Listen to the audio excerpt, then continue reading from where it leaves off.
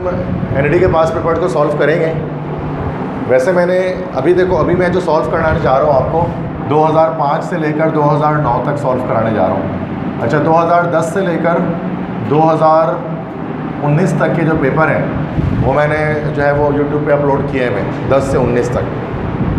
तो अभी आप देखेंगे 5 से 9 तक अगर हो जाए, टाइम बचता है तो 10 से 19 भी कर लेंगे। अभी मैं सिर्फ वो लेक्चर रिकॉर्ड कर रहा हूँ जो कि मैंने अपलोड नहीं किए मैं, तो ये जस्ट आपके सामने ही रिकॉर्ड हो रहा है टोटल, ठीक है। तो सारे सवाल रिपीटेड है। अगर ये 5 साल अगर आप कर लें तो 5 से 9 कर लेंगे ना, तो आप देखेंगे मेजॉरिटी ऑफ द क्वेश्चन 2010 से 19 तक भी वही है। और आज जो टेस्ट पेपर में क्वेश्चन आए हैं जो बच्चों ने मुझे दिखाया वो सारे भी वैसे ही हैं, ठीक है। तो फर्स्ट है the amount of sulphur present in 1.5 mole of sulphuric acid is dash, कि कितना सल्फ़र होगा 1.5 मोल सल्फ्यूरिक एसिड में। तो देखें, 1 मोल के अंदर सल्फ़र जो आपको मिल जाए वो 32 ग्राम मिल रहा है, और आधा मोल अगर और डालते हैं तो आधे मोल में आपको फिर और कितना मिल जाएगा, 32 के साथ 16, तो ये हो जाएगा 48 ग्राम। क्लियर है? फर्स्ट MCQ कि 1.5 मोल्स ऑफ सल्फ्यूरिक एसिड में हमारे पास 48 gram of sulphur. In endothermic process increase in temperature shifts the reaction towards dash, forward जाएगा टेम्परेचर इंक्रीज करने पर, यस गुड। बैकवर्ड चले जाएगा, this is endothermic, that's why forward जा रहा है। नेक्स्ट है brass is an alloy of dash. देखो बच्चे, कुछ आप अलॉयज को याद रख लो। एनईडी में ये वाले जो क्वेश्चन है ना, इसमें तो 3 स्टार लगा दे रहा हूँ। ये 10 साल में से 5 साल तो पूछा है इन्होंने। Brass is an alloy of dash. Brass कहते हैं हम पीतल को, पीतल होता है ना, this is brass. Copper based alloys आप अलग अलग याद रख लेंगे, जैसे एक आप ब्रास याद रख लो, एक याद रख लो आप ब्रोंज, एक याद रख लो आप स्टील, ठीक है। और स्टील के अलावा एक याद आप कर लो नाइक्रोम, ठीक है। तो देखो, ब्रास के अंदर क्या होता है, कॉपर और जिंक 2 चीज़ें मिली हुई होती हैं। ब्रोंज के अंदर कॉपर और टिन मिला हुआ होता है। स्टील के अंदर आयरन सबसे ज़्यादा होता है। आयरन के बाद नेक्स्ट हमारे पास होता है इसके अंदर निकल, और निकल के साथ नेक्स्ट हमारे पास तीसरा होता है क्रोमियम। और नाइक्रोम के अंदर निकल और क्रोमियम मौजूद होता है सिर्फ, दैट्स वाई इसको नाइक्रोम कहा जाता है, निकल क्रोमियम। तो brass is an alloy of copper and zinc. तो जिंक और जो है वो यहाँ पर कॉपर का ये अलॉय है, और आई थिंक कोई भी नहीं आ रहा है उसके अंदर, ठीक है। This will be none of this, ठीक है। मैक्सिमम जब आपके पास क्वेश्चंस अगर आपके पास नॉन ऑफ दिस या ऑल ऑफ दिस वाले आ रहे हैं, मैंने ट्रिक आपको बताई थी कि 50% से ज़्यादा चांस होता है कि वही करेक्ट आंसर है। बस ये कोई भी आप इसको रूल कह लो कि ज़्यादातर ऐसा होता है कि नॉन ऑफ दिस या ऑल ऑफ दिस आ रहा होता है ना, तो वही आंसर होता है। अब ऐसा क्यों होता है, आई डोंट नो, ये साइकोलॉजी क्या होती है पेपर सेटर्स की। तुक्का लगाना है तो उसके लिए मैं कह रहा हूँ, अगर तुक्का ही लगाना है तो अक्कड़ बक्कड़ करने से बजाय आप नॉन ऑफ दिस या ऑल ऑफ दिस लगाओ। नेक्स्ट है internal energy 10, threshold energy 39। Activation energy कितनी होगी 39 में से 10 को माइनस कर देंगे, आ जाएगी कितनी आ जाएगी 29 आ जाएगी। ये ऑप्शन करेक्ट। आप खुद ही देखें ना, 25 सवाल आएंगे, आप खुद देख लें आप कितने सॉल्व कर पा रहे हैं, फिर आप मुझे बताएं सर मुझसे इतने सही सॉल्व हो गए थे। Next, in which number of proton and neutron are equal, किसमें प्रोटॉन और न्यूट्रॉन की तादाद बराबर होगी। सोडियम है, हीलियम है, लेड है और लिथियम है। यस, हीलियम के अंदर 2 प्रोटॉन और 2 न्यूट्रॉन हो गए। बाकी सब में देख लें आप, सोडियम का हमारे पास प्रोटॉन 11 होंगे और न्यूट्रॉन 12 होते हैं, तभी 23 इसका मास नंबर होता है। लेड की बात करें 92 और 207, तो प्रोटॉन तो 92 होंगे और न्यूट्रॉन 207 माइनस 92, जो कि यकीनन ज़्यादा होंगे 92 से, सॉरी 92 नहीं 82, सॉरी 82, ठीक है। हाँ, तो यकीनन 82 से ज़्यादा आ जाएंगे, निकाल कर देख लेंगे, कुछ ना कुछ आ जाएंगे। लिथियम की बात करें Li, तो दिस यूरेनियम है, सॉरी लिथियम में यूरेनियम है 92 235 नॉर्मल आइसोटोप जिसका है। तो 92 उसके प्रोटॉन्स हैं और न्यूट्रॉन्स कितने हैं 235 माइनस 92। हाँ जी, हीलियम में हमारे पास हीलियम क्या होता है 24, 1 प्रोटॉन के 2 प्रोटॉन और 2 न्यूट्रॉन है। प्रोटॉन की तादाद मास एटॉमिक नंबर और न्यूट्रॉन की तादाद ऊपर वाला माइनस नीचे वाला, mass number minus atomic number, तो 2 2 आ जाएगा। बहुत सिंपल MCQs है। क्लियर है ये? पाँचों MCQs क्लियर है ये? ठीक है। 6 है। वैसे PMC तो मैं काफ़ी बार कराते रहता था MD कैट के, मैंने सोचा इस बार चलो ND का लास्ट ही करा देते हैं। और वाकई में लिटरली उसका जो क्वेश्चन से आसान होते हैं। आपको लगेगा कि हाँ सर वो मेडिकल वाले मुश्किल थे जो हम कर रहे थे।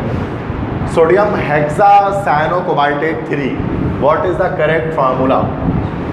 सोडियम हेक्सासायनो, हेक्सासायनो CN पर मतलब 6 आ जाएगा, तो ये CN4 आ रहा है, ये CN6 आ रहा है, ये CN6 आ रहा है, ये CN6 आ रहा है। तो सोडियम हेक्सासायनोकोबाल्टेट तो लिखा हुआ है।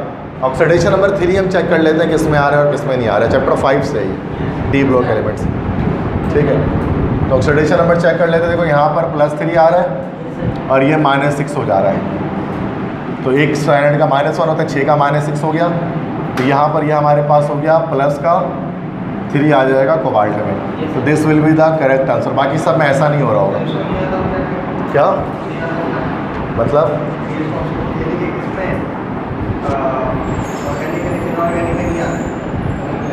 नहीं ये तो कर, देखो अब इसमें जैसे ये क्वेश्चन आया तो इतना मुश्किल इसमें नहीं है। देखें सोडियम ये रहा, हेक्सासायनो 6 सायनो ये रहा, कोबाल्ट ये रहा, तो अब इसमें तो कोई ऐसा मुश्किल नहीं है। तो बहुत सिंपल लॉजिक है, ठीक है। हाँ, ऑक्सीडेशन स्टेट याद रखनी होगी, उसके लिए हमारे पास कुछ लिस्ट होती है। कुछ ऑक्सीडेशन स्टेट है वो आपको याद होने चाहिए।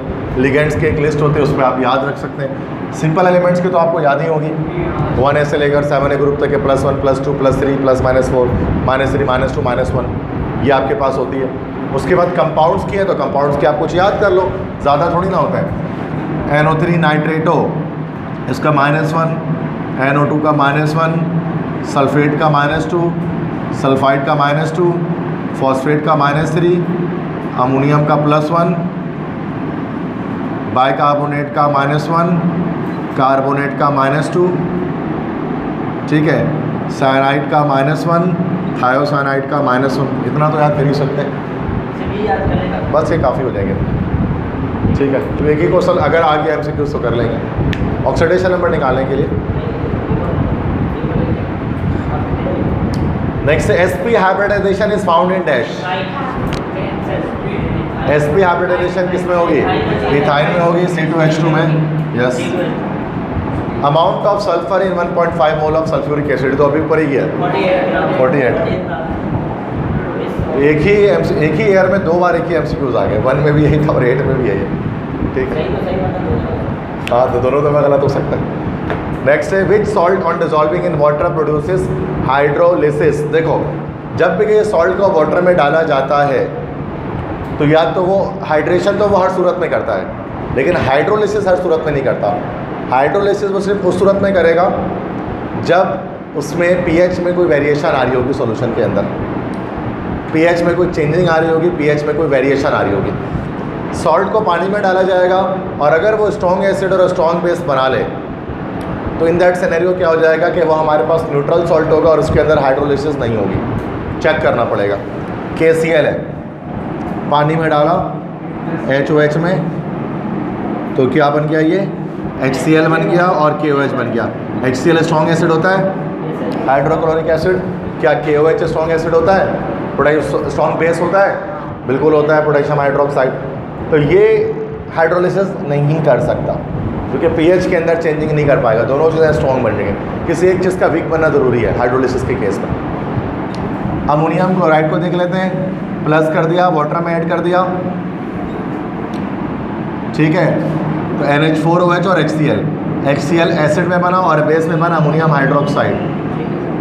HCl स्ट्रॉन्ग एसिड है, अमोनियम हाइड्रोक्साइड कैसा बेस है? स्ट्रॉन्ग बेस है कि वीक बेस है? वीक बेस है। तो उसका मतलब कि ये हाइड्रोलिसिस कर सकता है, ये pH में वेरिएशन कर देगा। तो बी ऑप्शन करेक्ट हो सकता है। आगे भी देख लेते हैं। CH3COONA सोडियम एसीटेट, वाटर में डिजॉल्व कर दिया HOH में, plus minus, this is plus minus, NaOH से मिला और ये से मिला, तो हमारे पास यहाँ पर बना एसिटिक एसिड बना एसिड में और NaOH बना सोडियम हाइड्रोक्साइड। एसिडिक एसिड कैसा एसिड है? स्ट्रॉन्ग एसिड के वीक एसिड, वीक एसिड है, सारे कार्बोक्सिलिक एसिड वीक एसिड हो तभी उसको पी जाते हैं। ये विनेगर है, सिरका है ना ये। और NaOH कैसा बेस है? यहाँ हो गया हाइड्रोलिसिस, यहाँ हो गया हाइड्रोलिसिस, होगी यकीनन। तो क्या ऑप्शन इसका करेक्ट होगा? बोथ बी एंड सी। देखा, बोथ वगैरह आ जाए, बोथ आ जाए, नॉन ऑफ दीज आ जाए, ऑल ऑफ दीज आ जाए, वही लग रहा होता है। पता नहीं ऐसा क्यों है, बट ऐसा है। मतलब ऐसा नहीं है कि मैं ये सिर्फ बता रहा हूँ, तुक्का लगाने का दिल करे तो ऐसा किया जाए। नहीं, अगर आता है तो फिर तो आप करेक्ट आंसर ही लगाओगे, फिर क्यों सोचोगे? मतलब बच्चों को ट्रिक्स चाहिए होता है ना, तो ट्रिक बताओ MCQ सॉल्व करने की। नेक्स्ट है, from which period does configuration belongs to 1s2 2s2 2p6 3s2 3p6 4s2 3। Period number बताया। इलेक्ट्रॉनिक कॉन्फ़िगरेशन देखिए पीरियड नंबर कैसे बता सकते हैं? सबसे बड़ा हाईएस्ट नंबर जो है, तो किस पीरियड का ही है? 4th पीरियड का है। समझ में आ गया सारे MCQs? क्लियर? जी फिर बोले, ठीक है। कॉन्फिडेंस बूस्टअप हो रहा है ना? हाँ भाई कि सर इतना मुश्किल नहीं है सर, हो जाएगा, ठीक है। नेक्स्ट है, which rule is violated in the following electronic configuration? 1s2 2s2 3s2। मैंने रूल बताया था, एक एक करके ब्रेक करना है। पहले हाँ 1s2 2s2 2p6 3s2। अगर बीच से को सबसे पहले देखेंगे, क्या बीच से कोई ऑर्बिटल गायब है? सबसे पहले ऑब्वो प्रिंसिपल चेक करते हैं, क्या बीच से कोई ऑर्बिटल गायब है? 2p6 गायब है ना, तो ये ऑब्वो वायलेट हो रहा है। n+l तब वायलेट होता है जब अरेंजमेंट आगे पीछे होती है, तो यहाँ ऑब्वो प्रिंसिपल की वायलेशन है। पहले ऑब्वो देखेंगे, फिर चेक करेंगे n+l, फिर चेक करेंगे पॉली, और फाइनली हम चेक करेंगे होन्सुल। ये बताया था चैप्टर 3 के लेक्चर में। नेक्स्ट है, on dissociation of AB, A+B बन रहा है, ठीक, और AB की कंसंट्रेशन बराबर है KSP के, तो सॉल्यूशन कैसा है? Saturated, super saturated, normal, standard solution. देखो, आयनिक कंसंट्रेशन बराबर है KSP के। जब आयनिक कंसंट्रेशन KSP के बराबर हो जाए तो KSP का मतलब होता है कि सॉल्यूशन इक्विलिब्रियम पर है, सैचुरेटेड कंडीशन पे। तो जब आयनिक कंसंट्रेशन KSP के बराबर है तो वो क्या हो गया हमारे पास? सैचुरेटेड। अगर मान लेते हैं अगर यह इक्वल टू के बजाय लेस देन KSP हो जाता तो ये अनसैचुरेटेड है। लेस देन KSP हो जाता तो सॉल्यूशन अनसैचुरेटेड हो जाता, और अगर ग्रेटर देन KSP हो जाता तो आयनिक कंसंट्रेशन तो फिर सुपर सैचुरेटेड हो जाता, और फिर प्रेसिपिटेशन हो जाती, PPT बन जाता, इनसॉल्युबल जो सॉल्ट होता वो प्रेसिपिटेट आउट हो जाता। ठीक है, चैप्टर 6 से ये फर्स्ट ईयर। फिर से बता देता हूँ, देखो ये हमारे पास कहलाती है आयनिक कंसंट्रेशन, है ना। AgCl है, कोई सॉल्ट है, जब उसको पानी में डाला तो Ag+ और Cl- में ब्रेक हो गया। जब ये सैचुरेटेड कंडीशन को रीच कर गया, तब हमने जब इनके कंसंट्रेशंस का जब प्रोडक्ट निकाला तो इसी को नाम दिया हमने क्या? KSP का नाम दिया। तो KSP किस कंडीशन पे है? सैचुरेटेड कंडीशन पर है, ठीक है। अब लेट्स से कि अगर इनके आयनिक कंसंट्रेशन की वैल्यू KSP से बड़ी आ गई, अगर तो मतलब कंसंट्रेशन बढ़ चुकी है इसकी, तो इसका ये मतलब हो गया कि सुपर सैचुरेटेड हो गया, PPT बन गया है। और अगर इसकी कंसंट्रेशन कम आ रही है, मतलब KSP अब तक रीच हुआ ही नहीं है, तो अभी तक अनसैचुरेटेड है, अभी और डिजॉल्व हो सकता है। क्लियर है? तो सैचुरेटेड सॉल्यूशन जिसमें मैक्सिमम सॉल्युबिलिटी होती है, अनसैचुरेटेड जिसमें more amount of solute dissolve हो सकता है, सुपर सैचुरेटेड जिसमें प्रेसिपिटेशन आकर होना शुरू हो जाती है, PPT बनना शुरू हो जाता है। Next, the acidic buffer solution. देखिए बफर सॉल्यूशन क्या होता है, मैं बता देता हूँ। बफर सॉल्यूशन क्या होता है? Which tends to resist the pH of a solution, जो किसी सॉल्यूशन के pH को चेंज करने से रोकता है, जो सॉल्यूशन का pH चेंज नहीं होने देता है, ठीक है। तो ऐसा सॉल्यूशन हमारे पास कहलाता है, that type of solution we called buffer solution, उसको हम लोग जो है वो बफर सॉल्यूशन कहते हैं। अब हमारे पास ये जो बफर सॉल्यूशन है दो तरह का होता है, acidic buffer solution, basic buffer solution. Acidic buffer solution जो होता है उसमें हमारे पास क्या होता है? एक वीक बेस होता है और उसके साथ उसका एक स्ट्रॉन्ग बेसिक सॉल्ट होता है। वीक बेस के साथ स्ट्रॉन्ग बेसिक सॉल्ट, तो हमारा जो है वो एसिडिक बफर सॉल्यूशन में ये नहीं, वीक एसिड होता है, यस, वीक एसिड के साथ एक स्ट्रॉन्ग बेसिक सॉल्ट होता है। This will B acidic buffer solution. अब देखो यहाँ पर NH4OH, ये वीक बेस आ गया, कट गया। एसिडिक एसिड ठीक है, वीक एसिड है, लेकिन ये जो अमोनियम एसिटेट है ये हमारे पास एक वीक बेसिक सॉल्ट है, स्ट्रॉन्ग बेसिक सॉल्ट नहीं है, क्योंकि जो अमोनियम आयन आता है वो हमारे पास वीक बेस से आ रहा होता है, स्ट्रॉन्ग बेस से नहीं आ रहा होता। कट गया। NaOH स्ट्रॉन्ग बेस आ गया, स्ट्रॉन्ग बेस होना ही नहीं था। स्ट्रॉन्ग एसिड, वीक एसिड के साथ स्ट्रॉन्ग बेसिक सॉल्ट होना चाहिए। कम तो weak acid, this is the weak acid, ये हमारे पास वीक एसिड है और इस वीक एसिड के साथ इसका स्ट्रॉन्ग बेसिक सॉल्ट, ये सॉल्ट है ना, इसी एसिड का सॉल्ट है। ये सोडियम कहाँ से आएगा? NaOH से आएगा, स्ट्रॉन्ग बेस से आएगा, जो स्ट्रॉन्ग बेसिक सॉल्ट है। तो ये जो हमारे पास पूरा कंप्लीट है, this is an acidic buffer solution. और बेसिक बफर सॉल्यूशन अगर पूछा जाए, बेसिक बफर सॉल्यूशन, तो बेसिक बफर सॉल्यूशन का क्या क्राइटेरिया होता है कि उसमें हमारा वीक एसिड के बजाय वीक बेस होता है और उसके साथ उसका स्ट्रॉन्ग एसिडिक सॉल्ट होता है जो pH के चेंज को रेजिस्ट करता है, जो pH को चेंज नहीं होने देता सॉल्यूशन की। इसमें सर है कोई वीक मैं बता रहा हूँ, वीक बेस देख लेते हैं। NH4OH वीक बेस होता है, अमोनियम हाइड्रोक्साइड, और ये NH4Cl इसका एक स्ट्रॉन्ग एसिडिक सॉल्ट, क्योंकि HCl नेगेटिव जो आ रहा होगा वो हाइड्रोक्लोरिक एसिड से आ रहा होगा, तो स्ट्रॉन्ग एसिड से, तो स्ट्रॉन्ग एसिडिक सॉल्ट। तो ये हमारे पास जो है ना, ए ऑप्शन फिर क्या हो गया हमारे पास, एक यस, ये basic buffer solution, and C option is the acidic buffer solution. पढ़ाया नहीं था, अभी सुन ले डायरेक्ट, जो रह गया डायरेक्ट। हाँ, अपोजिट है, रिवर्स है, एसिडिक बेसिक दोनों रिवर्स है एक दूसरे के साथ। ये याद हो गया तो रिवर्स भी याद हो जाएगा। HCl अच्छा वीक है, स्ट्रॉन्ग, इसको मैं बता देता हूँ। आप देखो, strong acid, strong base, weak acid, weak base, इनके आप लिस्ट याद रख लें। स्ट्रॉन्ग एसिड में HCl, H2SO4, HNO3, these are strong acids. Strong अच्छा वीक एसिड्स की बात कर लें तो कार्बोनिक एसिड, फॉस्फोरिक एसिड, अच्छा ऑक्जेलिक एसिड कर लेते हैं, वीक है वो भी, फॉर्मिक एसिड, एसिटिक एसिड। ये सारे मशहूर वीक एसिड्स हैं, होते तो बहुत सारे, ये सारे वीक एसिड्स हैं। यस जी बिल्कुल, पी सकते हैं मैक्सिमम मेजॉरिटी को, पीते भी है मेजॉरिटी को। आप ये जैसे कार्बो वो फॉर्मिक एसिड है, मैंने बताया चुट्टी के डंक में होता है, उसको पी नहीं सकते नॉर्मली, लेकिन पी सकते हैं, मतलब इतना कॉरोसिव नहीं होता। सर अगर ये जो दूसरा एसिड है स्ट्रॉन्ग एसिड, ये डाइल्यूट सिचुएशन में हम नहीं पी सकते? नहीं, डाइल्यूट आप पी सकते हैं, फिर डाइल्यूट अगर कर ले तो फिर खट्टा टाइट्रेशन में जैसे हमने किया।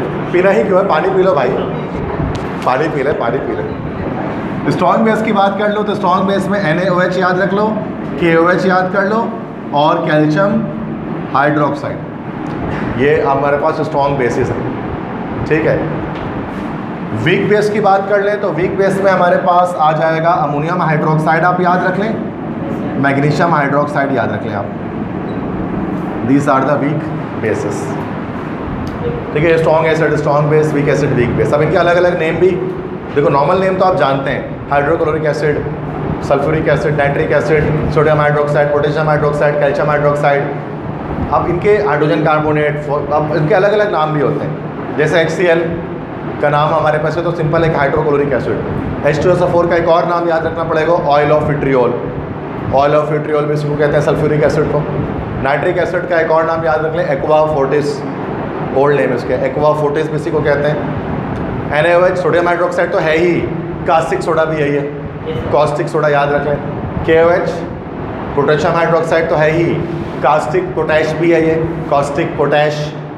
कैल्शियम हाइड्रोक्साइड, कैल्शियम हाइड्रोक्साइड तो है ही, साथ में इसको मिल्क ऑफ लाइम भी कहते हैं, मिल्क ऑफ लाइम। इस तरह से ये हमारे पास H2CO3 क्या है, कार्बोनिक एसिड। एक होता है कार्बोलिक एसिड, वो फिनॉल होता है, ये कार्बोनिक एसिड है। ये this is phosphoric acid, this is oxalic acid, इसी को हम 1,2 ईथन डायोइक एसिड भी कहते हैं ऑर्गेनिक में, डाइकार्बोक्सिलिक एसिड है ये।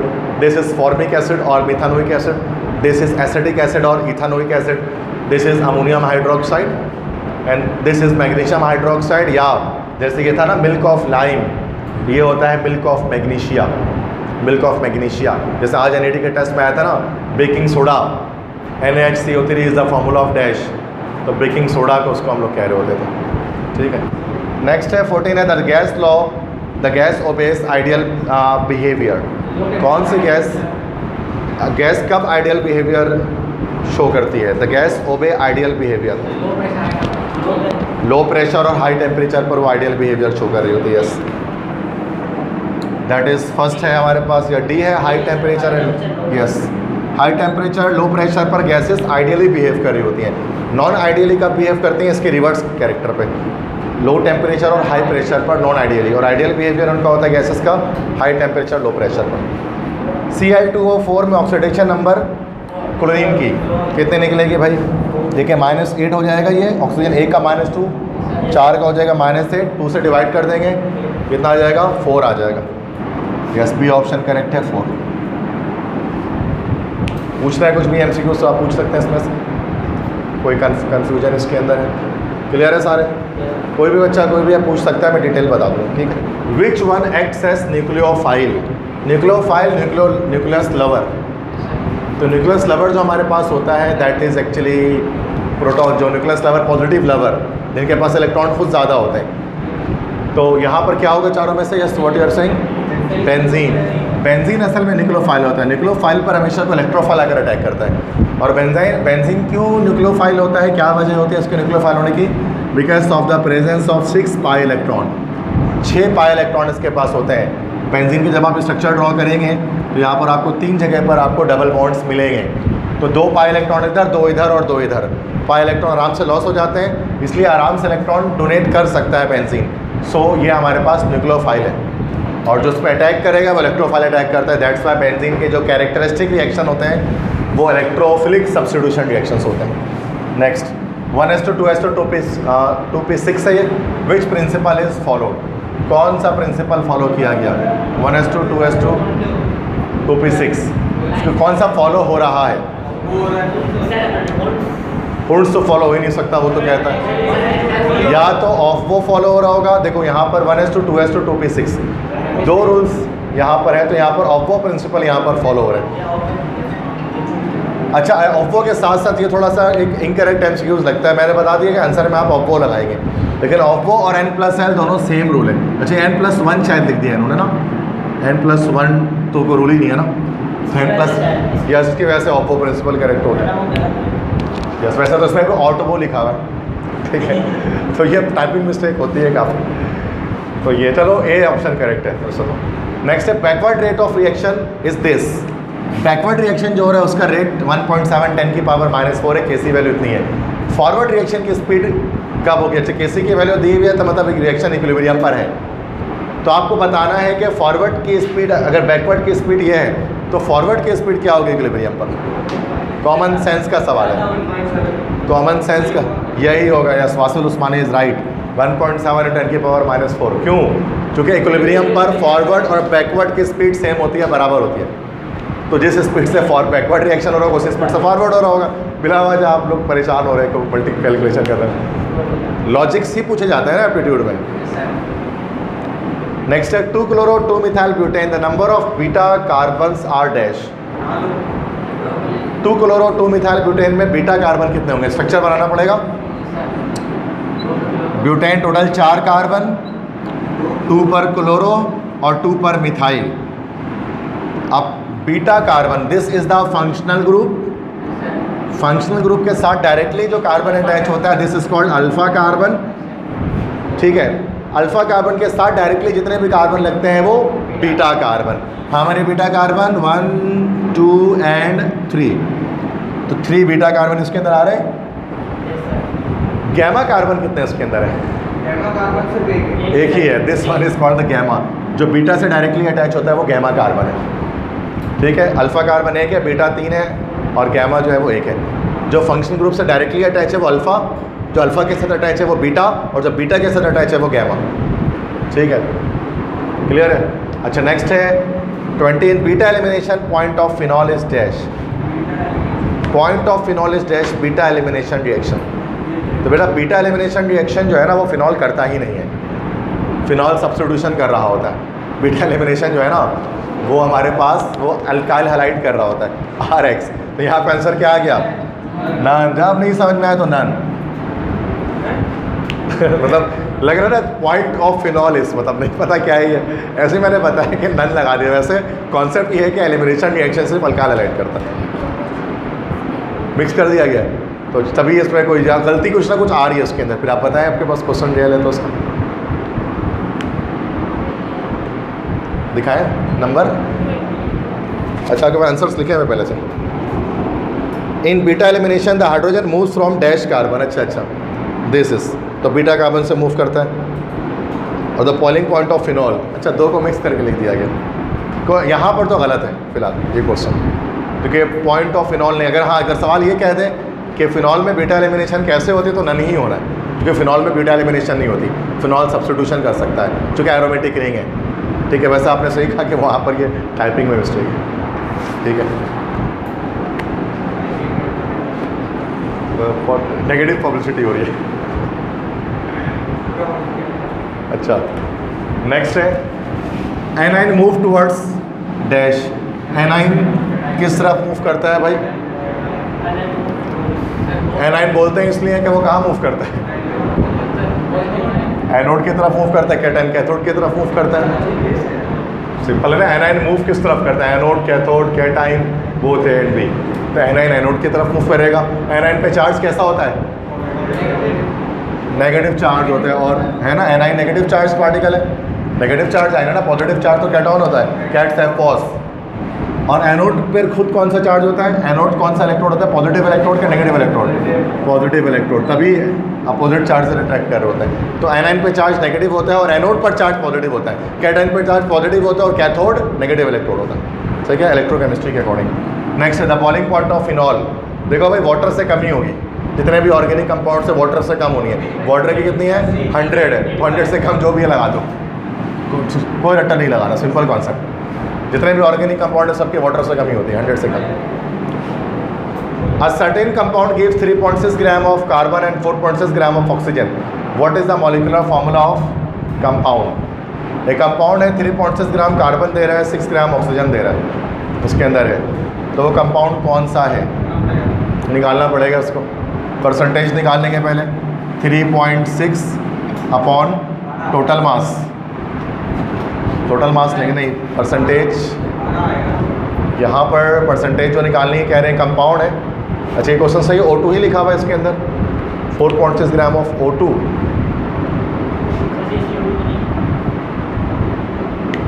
नहीं इसमें यहाँ पर शायद पता नहीं, देख ले निकाल कर देख लेते हैं कैसे निकलेगा। 3.6 ग्राम कार्बन और इतने ग्राम ऑक्सीजन है। हम मान लेते हैं कि 2 एलिमेंट्स इसके अंदर है, तो 3.6 डिवाइड कर देंगे टोटल मास से। टोटल मास एटॉमिक मास नहीं, परसेंटेज निकाल लें। तो 4.6 प्लस 3.6 कितना हो गया? अरे ये एमटी कैट नहीं करो, कैलकुलेटर चला लो। MBBS का टेस्ट नहीं देना है, कैलकुलेटर चला लो। NED का टेस्ट देना है, NED वाले तो है ना, वो तो करें। 8.2 मल्टीप्लाई बाय 100 कितना आ गया ये परसेंट? कार्बन की परसेंटेज निकाल लें। हाँ 23.9। इस तरह 4.6 डिवाइड बाई 8.2 इंटू 100, इसकी परसेंटेज निकालें। कितना परसेंट है यहाँ पर ऑक्सीजन हमारे पास? 100 से माइनस करके मैं यहाँ 56.09 या 1, 100 से माइनस करके आ जाएगा सेम वही चीज़। तो ये कार्बन की परसेंटेज है, ये हमारे पास ऑक्सीजन की परसेंटेज है। अब इसके बाद हम क्या निकालेंगे? मोल रेशियोज निकाल लेंगे। तो 23.9 डिवाइड बाई 12 ये आ जाएगा कार्बन का मोल रेशियो, और ऑक्सीजन के मोल रेशियो कैसे है? 56.1 डिवाइड बाई 16 कितना निकल गया ये कार्बन का? लगभग 2 के करीब आएगा, 1.92। इसका कितना आ गया? जल्दी जल्दी जल्दी, टाइम ज़्यादा नहीं। 3.5। This is mole ratio. Simplest mole ratio निकाल लेते हैं। सिंपलेस्ट मोल रेशियो के लिए है mole ratio divide by least mole ratio, 2/2 equal to 1। और ऑक्सीजन का निकालना है 3.5/2 कितना आ गया ये? 1.7 आ रहा है। तो कार्बन 1 है और ऑक्सीजन यहाँ पर 1.7 को राउंड ऑफ करेंगे तो 2 CO2 कार्बन डाइऑक्साइड। थोड़ा लंबा काम हो गया इसके अंदर, पूरा न्यूमेरिकल आ गया। क्या यही तरीका होता है इसका डायरेक्टली? फ़ौरन नहीं बता सकते, थोड़ा सा बस ये मैं तो करके दिखा रहा हूँ, 1 मिनट से ज़्यादा नहीं लगता इसमें। और 2 घंटे आपके पास है 100 MCQs के लिए, 120 मिनट है, 1 मिनट लग भी जा रहा है तो कोई मसला थोड़ी लगा। सर अगर हम क्वेश्चन देखा जाए ये परसेंटेज निकालने में, जब भी हम एक एग्जाम्पल कर सकते हैं उसको हाँ 23% है, 56% है, तो वो 23%। लॉजिक्स यूज़ कर सकते हैं हम। मुझे तो पहले सवाल देखकर पता इतना ही आने वाला है। सर मैंने उसमें हाइड्रोजन का यस, ये डिपेंड करता है। जैसे आपने परसेंटेज का 100 से माइनस करके बता दिया, मैंने उसको निकाल दिया, आप 100 से माइनस करके भी निकल सकता था। ये लॉजिक्स आपके ऊपर है, आप कितने लॉजिक्स को यूज़ कर पा रहे हैं। मैं तो डायरेक्ट मेथड बताता हूँ कि ये मेथड है, इस तरह से हो रहा होगा। A gas can be described as dash, its particle move upward, its particle moves in all direction, its particle vibrate, its particle moves downward, none of the above. Gas के पार्टिकल्स क्या करते हैं, हर डायरेक्शन में move करते हैं। Very simple, B option correct है। Which one of these doesn't belong to radio active phenomena, इनमें से कौन सा रेडियो एक्टिव फिनोमिना पे बेस नहीं करता। CT scan, X ray, laser, none.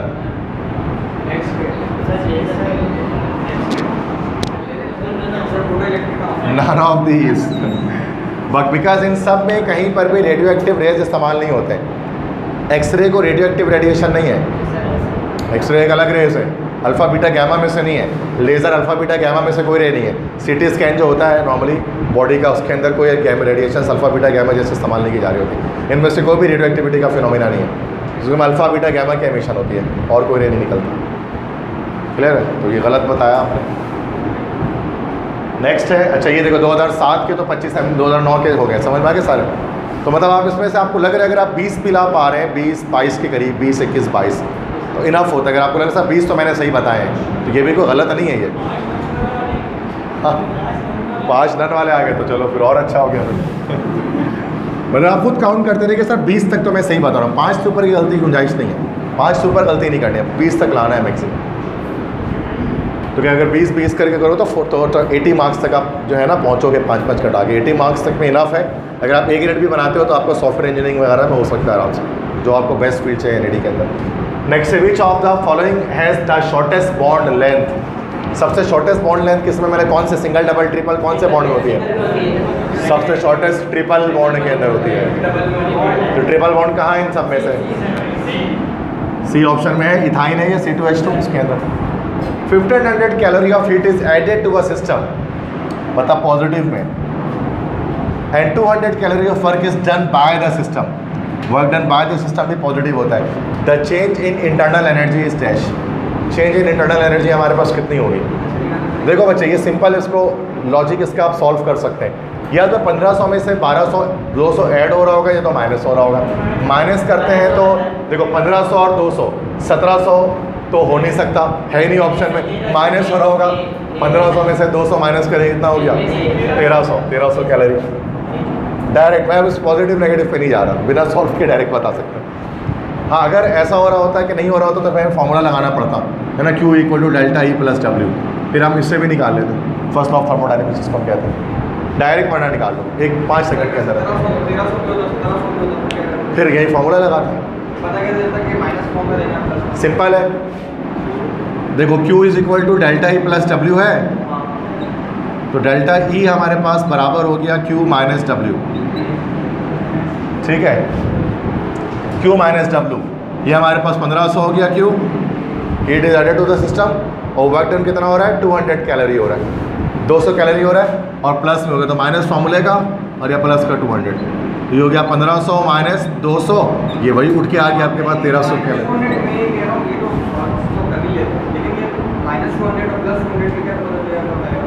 जब हीट, ये साइन कन्वेक्शन है फर्स्ट लॉ ऑफ थर्मोडायनेमिक्स के अंदर, हीट की वैल्यू ये Q, ये जो इक्वेशन हमारे पास है, this is called first law of thermodynamics. ये हमारे पास फर्स्ट लॉ है थर्मोडायनेमिक्स का। अब इसके अंदर साइन कन्वेक्शन किस तरह से होता है, Q की वैल्यू, यहाँ पर Q हमारे पास होता है हीट, ये इंटरनल एनर्जी का चेंज होता है, ये W होता है वर्क डन। अगर हीट ऐड हो रही हो, ये एब्जॉर्ब हो रही हो तो पॉजिटिव, और अगर रिलीज हो रही हो तो फिर negative. Work done on the system, system पर जब काम किया जा रहा हो तो नेगेटिव, और वर्क बाय द सिस्टम, और अगर सिस्टम खुद काम कर रहा हो तो पॉजिटिव। इस तरह से समझ में आता है, समझ गए। तो इस चीज़ को याद रखना, अगर आप सॉल्व करने पाएंगे तो इस तरह से सॉल्व करेंगे। क्लियर है।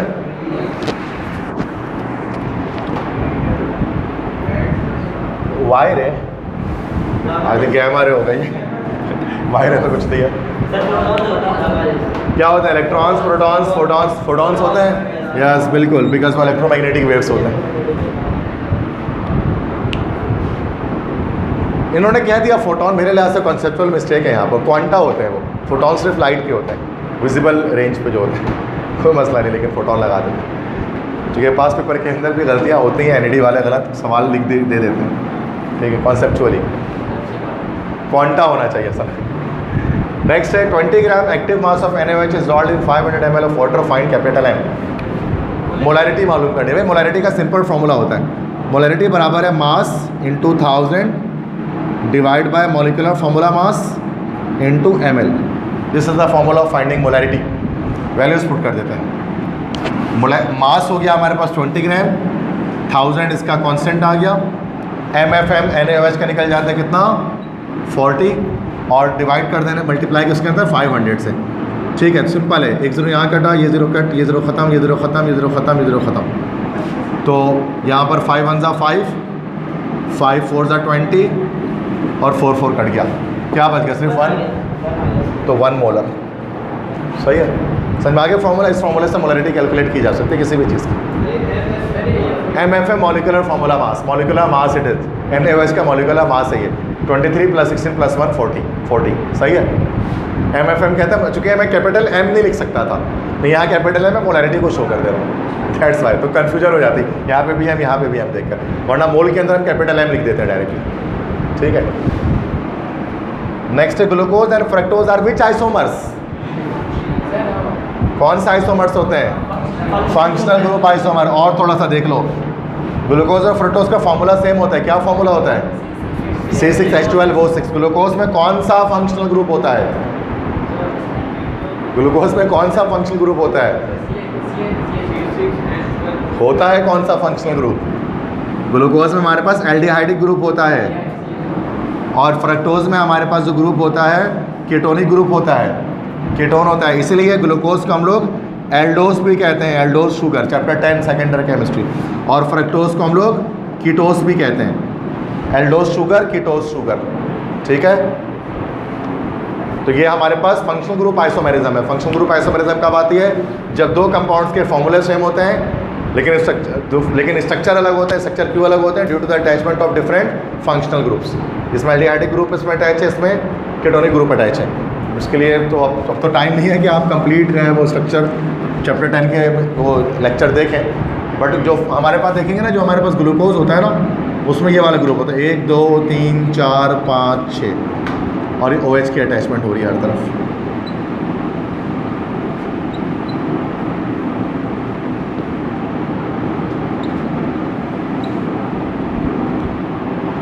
ठीक है, तो C6H12 hydrogen is 1 2 3 4 5 6 7 8 9 10 11 12 and oxygen 1 2 3 4 5 6.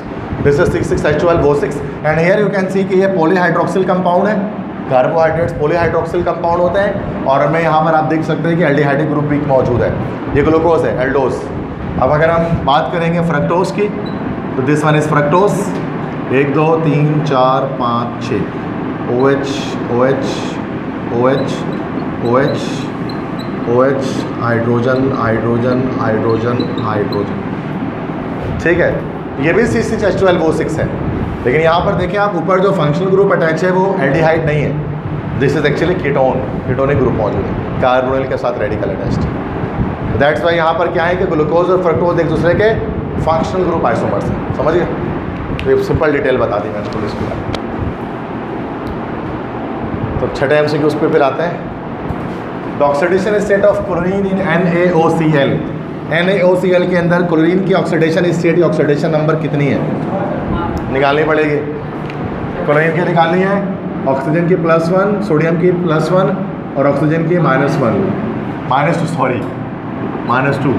तो -2 और +1 हमारे -1 हो गया, और ये इसका रेसिप्रोकल एडिटिव इन्वर्स हो जाएगा +1।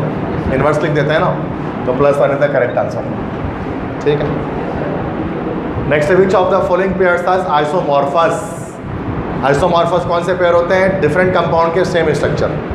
तो यहाँ पर जो आइसोमॉर्फस पेयर है हमारे पास, दिस वन MgO और सोडियम फ्लोराइड, इन दोनों का जो शेप होता है वो क्यूबिकल होता है, याद करना पड़ेगा आपको, ये याद करना होता है, उसके पीछे कोई रूल नहीं है। ये हमारे पास आइसोमॉर्फस होते हैं। आइसोमॉर्फस क्या होता है भाई? Chapter 2 first year chemistry, different compounds होंगे, different compounds but same structure, तो ये हमारे पास कहलाता है आइसोमॉर्फस। सेम डिफरेंट मतलब डिफरेंट कंपाउंड्स है बट उन दोनों के सेम क्रिस्टलाइन स्ट्रक्चर्स हैं। एक होता है पॉलीमॉर्फिज्म, पॉलीमॉर्फस। पॉलीमॉर्फिज्म का क्या मतलब होता है? एक ही कंपाउंड अगर एक से ज़्यादा स्ट्रक्चर पर एग्री करे, जैसे कैल्शियम कार्बोनेट के अंदर पॉलीमॉर्फिज्म देखने में आती है। किस तरह से पॉलीमॉर्फिज्म देखने में आती है? कैल्शियम कार्बोनेट ट्राइगोनल शेप का भी हमारे पास होता है और यही हमारे पास ऑर्थोरोम्बिकल शेप का भी होता है। This concept is called polymorphism और दिस इज आइसोमॉर्फिज्म। ठीक है, आइसोमॉर्फिज्म में दो कंपाउंड के सेम शेप होते हैं, पॉलीमॉर्फिज्म में एक ही कंपाउंड अलग अलग क्रिस्टल स्ट्रक्चर रख रहा होता है। ठीक है, MgO मैग्नीशियम ऑक्साइड। हाँ तो typing mistake. Which of the following pairs has identical electronic configuration? किसके इलेक्ट्रॉनिक कन्फिग्रेशन सेम होगी? देखें, कैल्शियम और मैग्नीशियम की बात करें तो उसमें सेम हो नहीं सकती, क्योंकि मैग्नीशियम के नीचे कैल्शियम है तो बहुत आगे चले जाएगा कन्फिग्रेशन। काट दो उसको। मैग्नीशियम +2 और ऑक्सीजन +2। इलेक्ट्रॉन्स देखो, इलेक्ट्रॉनिक कन्फिग्रेशन सेम करनी है ना तो ज़्यादा कुछ नहीं करना है, इलेक्ट्रॉन्स की तादाद बस देख लो कितनी है। कैल्शियम का वैसे होता है 20, 2 इलेक्ट्रॉन इसमें से +2 चार्ज आया हुआ है, मतलब 2 इसमें से 2 इलेक्ट्रॉन इसमें से क्या हुआ है निकले में, तो 18 हो गया। मैग्नीशियम +2 टोटल 12 है, 2 निकले में तो 10 हो गए। मैग्नीशियम +2 टोटल 12 है तो 10 हो गए, 10 हो गए ना, +2 आया हुआ है। ऑक्सीजन +2 वैसे होता है, इसके अंदर टोटल इलेक्ट्रॉन इसके अंदर होते हैं 8 और ये +2 आया हुआ है तो उसके अंदर 2 निकले में 6 हो गए, कट गया। देख लेते हैं, सी को भी देख लेते हैं, सबर। सोडियम का 11, 1 निकल गया तो 10, ऑक्सीजन 8 होता है, 2 बढ़ गए -2 चार्ज तो 10, सी करेक्ट। ठीक है, नेक्स्ट है alpha ray are fast moving dash. Helium nuclei होता है, ये गलत है, उन्होंने लिखा है स्लो मूविंग होता है, कॉन्सेप्चुअल मिस्टेक है NED वालों पे। सो फास्ट मूविंग होता है beta rays, fast moving electrons, और ये स्लो मूविंग हीलियम होता है। आपको नंबर से मतलब है, नंबर मिल जाएगा, उनकी गलती नहीं पकड़ लेना वहाँ पे कि सर गलत है, चुपचाप से अपना काम करो, आगे बढ़ो। सोप इज डैश, सोप क्या है? फैटी एसिड है, फैटी एसिड नहीं है। फैटी एसिड हमारे पास कार्बोक्सिलिक एसिड होता है लॉन्ग चेन वाले, वो फैटी एसिड कहलाता है। सोप उनका फैटी एसिड्स का सॉल्ट होता है, सॉल्ट ऑफ फैटी एसिड। मैं आपको दिखा रहा हूँ कैसे। C17H डबल करके एक बढ़ाते हैं, 17 17 34 और 1 35, COOH। किसी को पता है इस एसिड का नाम? C17H35 COOH। This is stearic acid. ये एक फैटी एसिड है लॉन्ग चेन, 10 कार्बन से ज़्यादा वाला कार्बोक्सिलिक एसिड जो होता है वो आपका फैटी एसिड होता है। अब इसके साथ रिएक्शन आप करा दो NaOH का, सॉल्ट बन जाएगा, एसिड है और ये बेस है, H+ और ये OH- रिएक्शन करेंगे, सोडियम यहाँ जुड़ जाएगा, C17H35 COONA। This is actually the formula of soap. ये साबुन है, ये सोप है। This is actually the salt of fatty acid. Fatty acid का सॉल्ट है ना, ये सॉल्ट बना हुआ है, चूँकि एसिड बेस्ड रिएक्शन करके सॉल्ट बना रहा है। तो अच्छा, ये जो प्रोसेस है पूरा, this process is called saponification. Saponification वो प्रोसेस जिसमें सोप्स की मैन्युफैक्चरिंग होती है। ठीक है, बहुत बेसिक बता रहा हूँ वरना काफ़ी लंबी डिटेल है, एप्टीट्यूड में पूछते नहीं है, इंटर में डिटेल में बताई जाती है सारी चीज़ हैं। कोई भी सोप पकड़ लो यार। नहीं भाई, सोप में अलग अलग टाइप होते हैं, किचन सोप अलग है, लॉन्ड्री सोप अलग होता है, टॉयलेट सोप्स अलग होते हैं, ब्यूटी सोप्स अलग होते हैं, उनमें अलग अलग और चीज़ें डलती हैं। 9th क्लास के चैप्टर में सोप का पूरा टॉपिक है, 9th क्लास की जो बुक है ना, उसमें आखिरी चैप्टर 18 है इंडस्ट्रियल केमिस्ट्री, उसमें पूरा सोप का तस्करा है, सोप कैसे बनता है, याद होगा 9 में कुछ चीज़ें अगर पढ़ी है वहाँ पढ़ना। इंटर में ये सब चीज़ें नहीं है। साबुन की फैक्ट्री थोड़ी ना, अब एक और फैक्ट्री खोलोगे तो जो चल रहा है वो तो चलाओ सही से। नेक्स्ट है protein is a biological polymer of small molecules called dash. Very simple, amino acid से मिलता है protein, polypeptide linkage. Second halogen comes to dash period. पहला हैलोजन होता है फ्लोरीन, दूसरा होता है क्लोरीन। सोच के बताओ क्लोरीन किस पीरियड में होते हैं पीरियोडिक टेबल के? थर्ड में होता है। सेकंड जो बोलेगा गलत बोलेगा। फ्लोरीन खुद सेकंड से स्टार्ट होता है। यही तो मैं बोला, गलत लगाते हैं बच्चे। मैक्सिमम कराची के बाद इसको लगा के आएंगे ना कि सेकंड पीरियड, लेकिन वो होता है थर्ड पीरियड में, क्योंकि फर्स्ट पीरियड में सिर्फ 2 ही एलिमेंट है, हाइड्रोजन हीलियम, बस। सही है। नेक्स्ट है ग्रेफाइट कैन कंडक्ट इलेक्ट्रिसिटी। क्यों? अच्छा, ग्रेफाइट कैसे करंट कंडक्ट करते हैं? Parallel to its plane, perpendicular to its plane, due to sp2 hybridisation. A and C both. B perpendicular, गलत। ए देखो, ग्रेफाइट जो हमारे पास होता है, ग्रेफाइट का स्ट्रक्चर अगर हम ड्रॉ करें, हेक्सागोनल होता है, ऐसी हेक्सागोनल रिंग्स चल रही होती हैं ग्रेफाइट की, और नीचे भी इस तरह से ये रिंग्स होता है। अच्छा, लेयर्स के बीच में सेपरेशन होती है ऐसे करके। चैप्टर 3 का टॉपिक है, चैप्टर 4 का टॉपिक है, ठीक है, समझो जरा। इनके बीच में वैन डर वाल्स, इनके बीच में डिस्टेंस होता है 3.35 एंगस्ट्रॉम का, और ये सारे लेयर्स जुड़े होते हैं वैन डर वाल अट्रैक्शन से। वीक वैन डर वाल फोर्सेज होती है ना, इनसे ये लेयर जुड़े होते हैं, वरना ये लेयर अलग है। इसके जो एक सिंगल लेयर होती है, सिंगल लेयर को उसके हम लोग क्या बोलते हैं? ग्राफीन। तो ग्राफीन इसकी सिंगल लेयर है, जिससे नैनो ट्यूब्स बनाते हैं, और जो मोबाइल फ़ोन जो जदीद आजकल आते हैं ना, एप्पल के iPhone 12 Max Pro, ये सब कुछ इसके सर्किट्स बनते हैं ग्राफीन से। तो बड़ी डिटेल, ये नैनो टेक्नोलॉजी जिसको हम कहते हैं, पाकिस्तान में नहीं है ये, आउटसाइड पाकिस्तान है टेक्नोलॉजी। पाकिस्तान में भी 729 और 329 का तार चल रहा होता है, ठीक है। तो ग्राफीन तो बहुत पतली बारीक माइक्रोस्कोपिक वायर्स होते हैं उसके, जिससे जो है आईफोन वगैरह के चिप्स और रैम और रोम ये सब चीज़ें बनाई जाती हैं, बाकी तमाम मोबाइल्स के बनाए जाते हैं। इसलिए मोबाइल छोटे से छोटा हो जा रहा है, लेकिन उसकी स्पेसिफिकेशन बढ़नी शुरू हो जा रही है, ठीक है। तो अब ग्राफीन जो हमारे पास है, ये इसकी लेयर है। अब आपको पता है कि ये सब कार्बन है किनारे पर, है ना, ये सारे कार्बन है। ये देखो जो मैंने बना रहा हूँ, सारे कार्बन बना रहा हूँ। अब एक कार्बन 3 तरफ से बॉन्ड बनाया हुआ है, 3 तरफ से बॉन्ड बनाया हुआ है। कार्बन के 4 इलेक्ट्रॉन होते हैं, तो 1 इलेक्ट्रॉन सबका खाली है ना, 1 इलेक्ट्रॉन सबके पास फ्री है। अब इस वजह से क्या होता है, ग्रेफाइट क्या हो जाता है? गुड कंडक्टर हो जाता है, करंट पास कर लेता है। ग्रेफाइट में से, पेंसिल की नोक में से करंट पास हो सकती है। अब करंट पास कैसे होगा? सिर्फ और सिर्फ पैरेलल टू द प्लेन होगा, स्ट्रेट पास हो सकेगा parallel to the plane. Perpendicular to the current plane current pass नहीं हो सकता इसके साथ, मतलब यू करंट पास नहीं, परपेंडिकुलर नहीं हो सकता 90 डिग्री पे। इस तरह 0 डिग्री पर हो सकता है पैरेलल, क्योंकि यहाँ पर बीच में खाली स्पेस है, तो इलेक्ट्रॉन ट्रांसफ़र नहीं हो पाएंगे। इस वजह से ग्रेफाइट कंडक्टर तो होता है, बट बहुत ज़्यादा करंट कंडक्ट नहीं करता है, बहुत कम करता है। कॉपर वायर वगैरह तो फुल करंट कंडक्ट कर लेता है ना, ग्रेफाइट से इतना करंट कंडक्ट नहीं होता।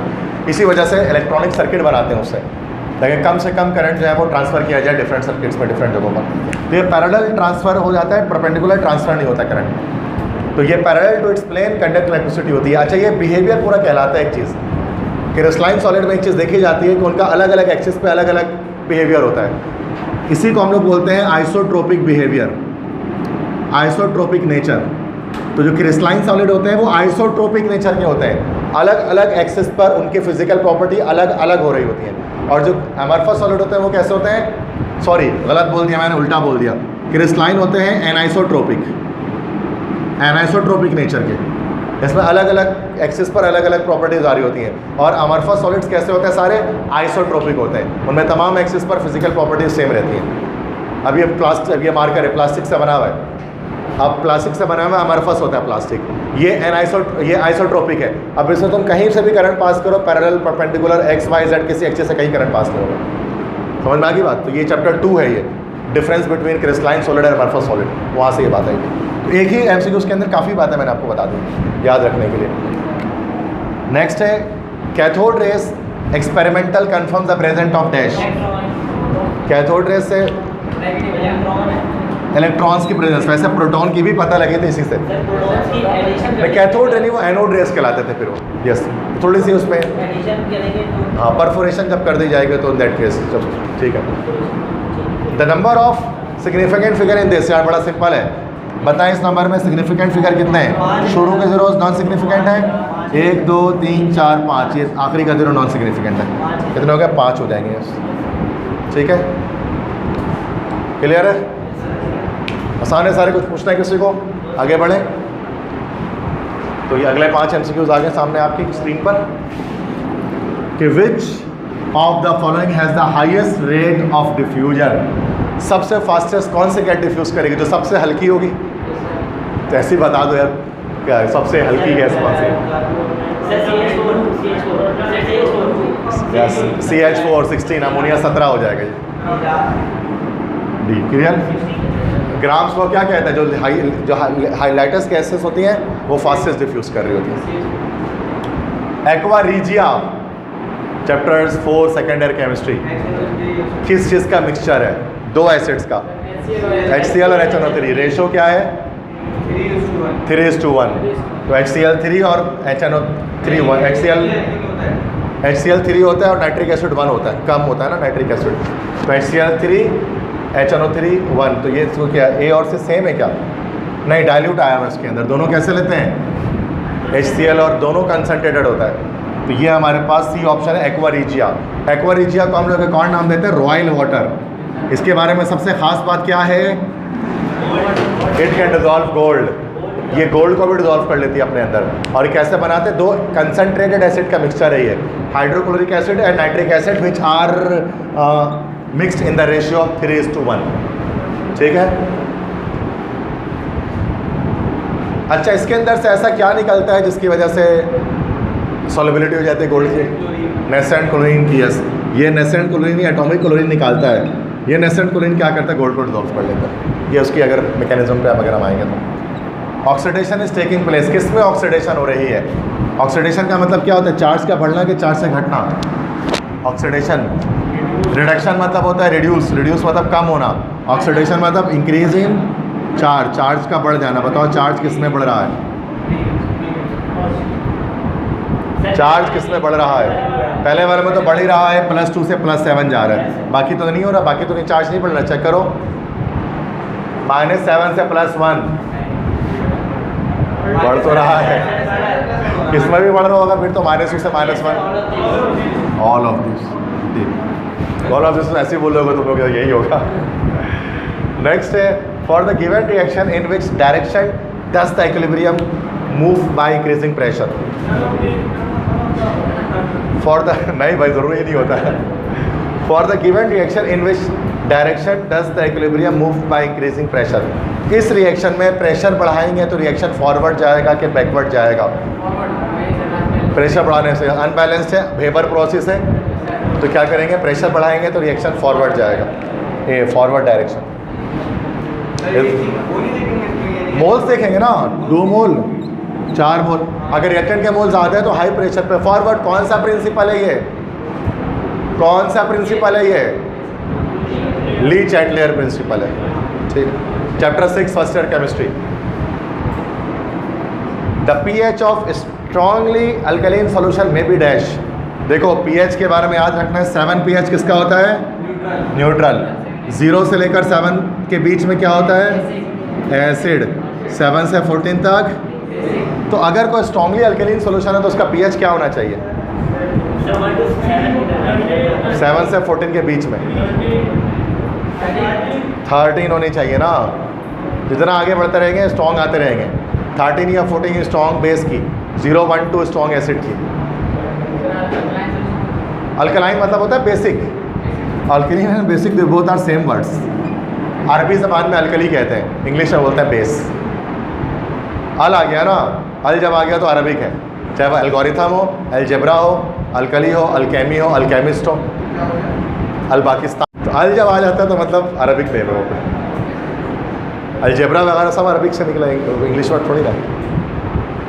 आगे बढ़े, समझ में आ गए सारे MCQs? किसी को कोई मसला है तो भाई पूछ लो, आखिरी दिन है, लास्ट है, करना है इसको। नेक्स्ट है, विच of the following is the more electropositive element. भाई इलेक्ट्रोपॉजिटिव, जो सबसे ज़्यादा इलेक्ट्रोपॉजिटिव कौन होगा? जो सबसे कम इलेक्ट्रोनेगेटिव होगा।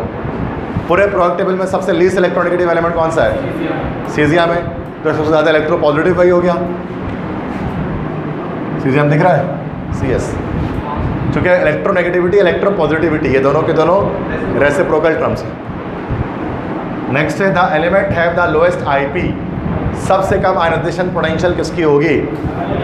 लार्ज ऑल ऑफ दिस देखते हैं, एक मिनट, और बाकी भी देखेंगे। लार्ज एटॉमिक साइज होगा तो जाहिर सी बात है आईपी की वैल्यू कम होगी। Higher shielding effect, higher shielding effect, small nuclear charge, नहीं गलत बता रहे हो तुम मानुल्लाह, ए ऑप्शन ही करेक्ट है। न्यूक्लियर चार्ज, सॉरी एक मिनट, स्मॉल न्यूक्लियर चार्ज होगा तो जाहिर सी बात है कि लो आईपी होगी। स्मॉल साइज नहीं, स्मॉल न्यूक्लियर चार्ज, ए भी तो हो गया, लेकिन बी भी होगा। सही तो बोलो तुम लोग, ऑल ऑफ दिस। ये तो मेरा रूल ख़राब हो गया, तुम्हारा रूल सही चल गया। शील्डिंग इफेक्ट किसे कहते हैं?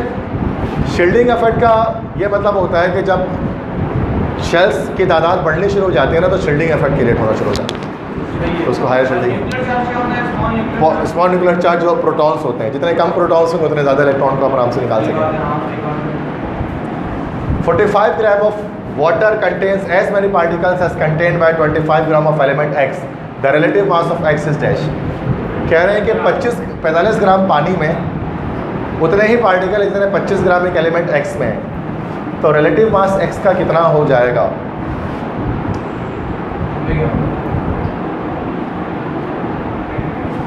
फोर्टी 45 ग्राम ऑफ वाटर में कंटेन है उतने ही पार्टिकल जितने 25 ग्राम एलिमेंट X में है।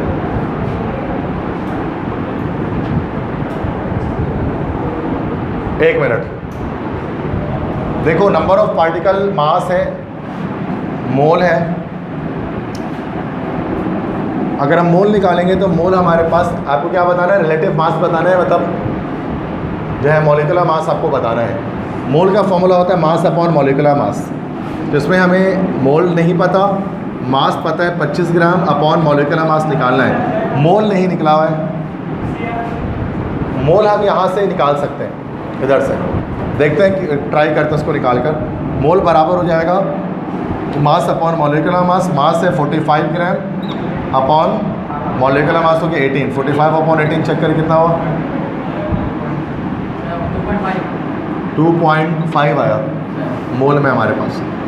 तो मॉलिक्यूलर मास यहाँ पर इसका निकालेंगे तो 25 अपॉन n, चूँकि मोल सेम होंगे, चूँकि सेम पार्टिकल्स नंबर है, तो 25 अपॉन 2.5 कितना आया देखो?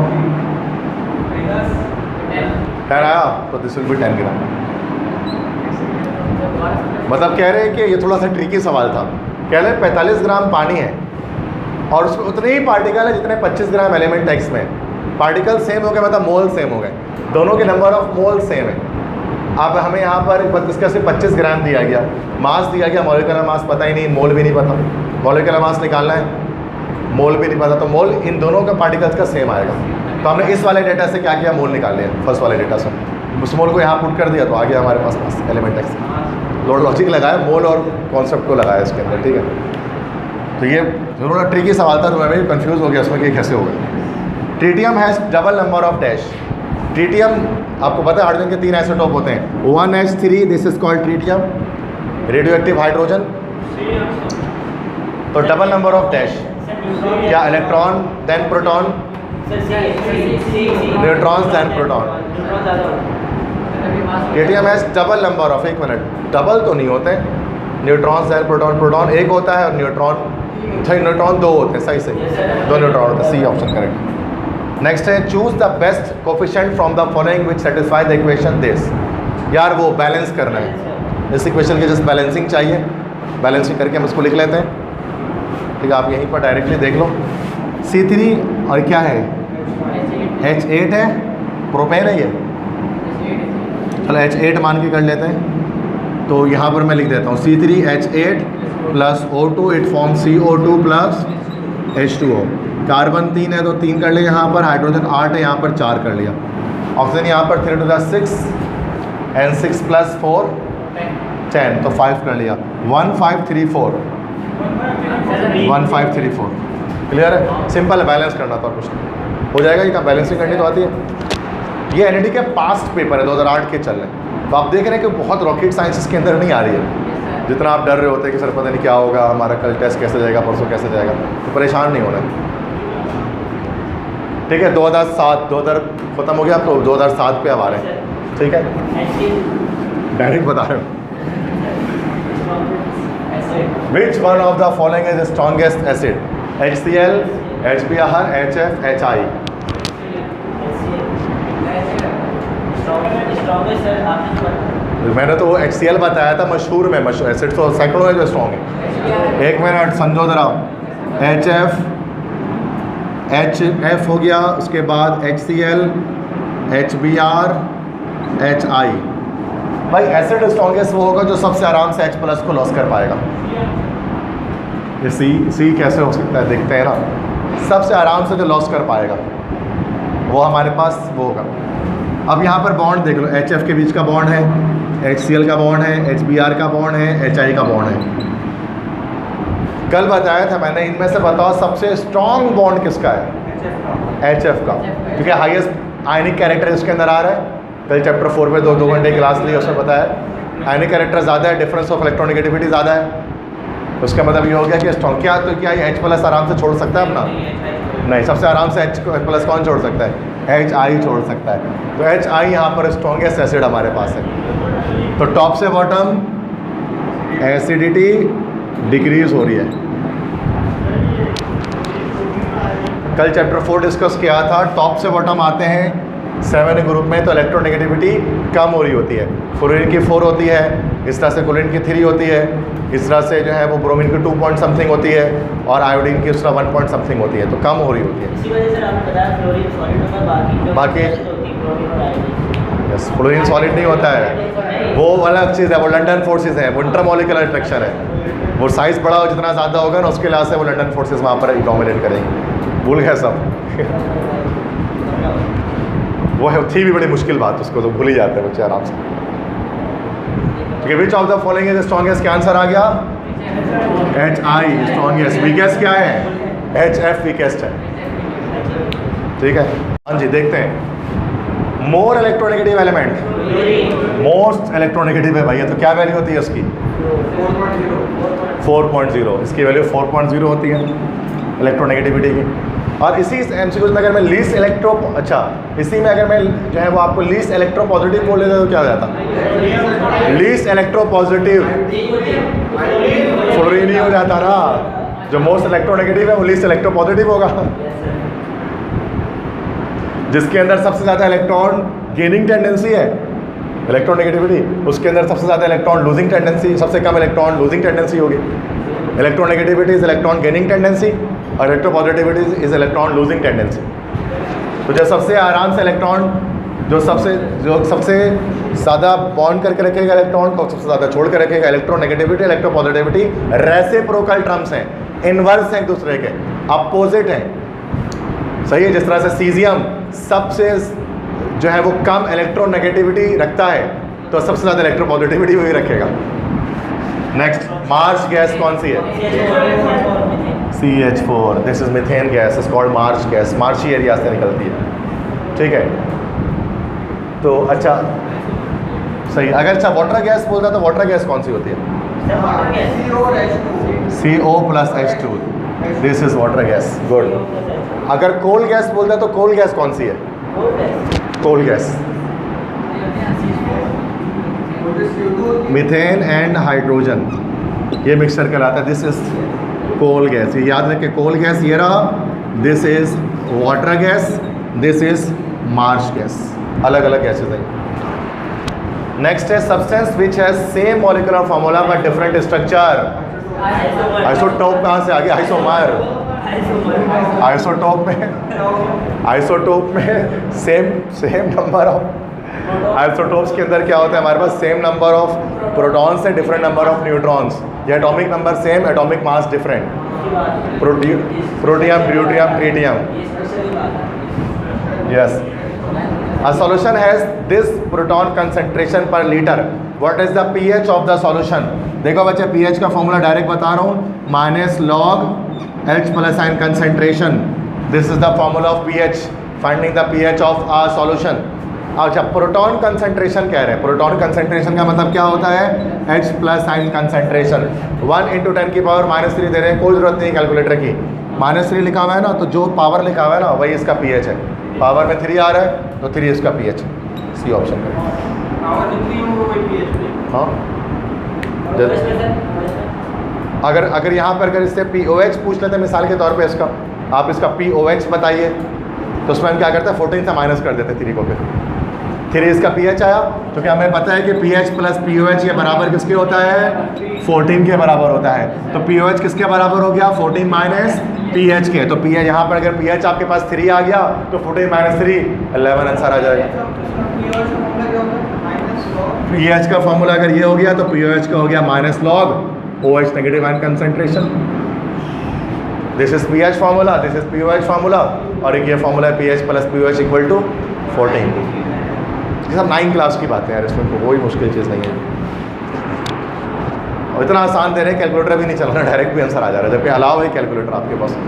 प्रोग्रामेबल कैलकुलेटर अलाउ नहीं है, और हमारे पास कोई भी कैलकुलेटर कराची में मैक्सिमम प्रोग्रामेबल मिलता भी नहीं है, बिकता भी नहीं है, सारे नॉन प्रोग्रामेबल है। जो केसीओ के कैलकुलेटर्स होते हैं ना, भले E991 हो जो चल रहा होता है नॉर्मली, वो कैलकुलेटर, ये क्लास बेस वाले जो कैलकुलेटर होता है जिसमें सिल्वर कलर के 4 बटन ऊपर होते हैं, वो सारे अलाउड है।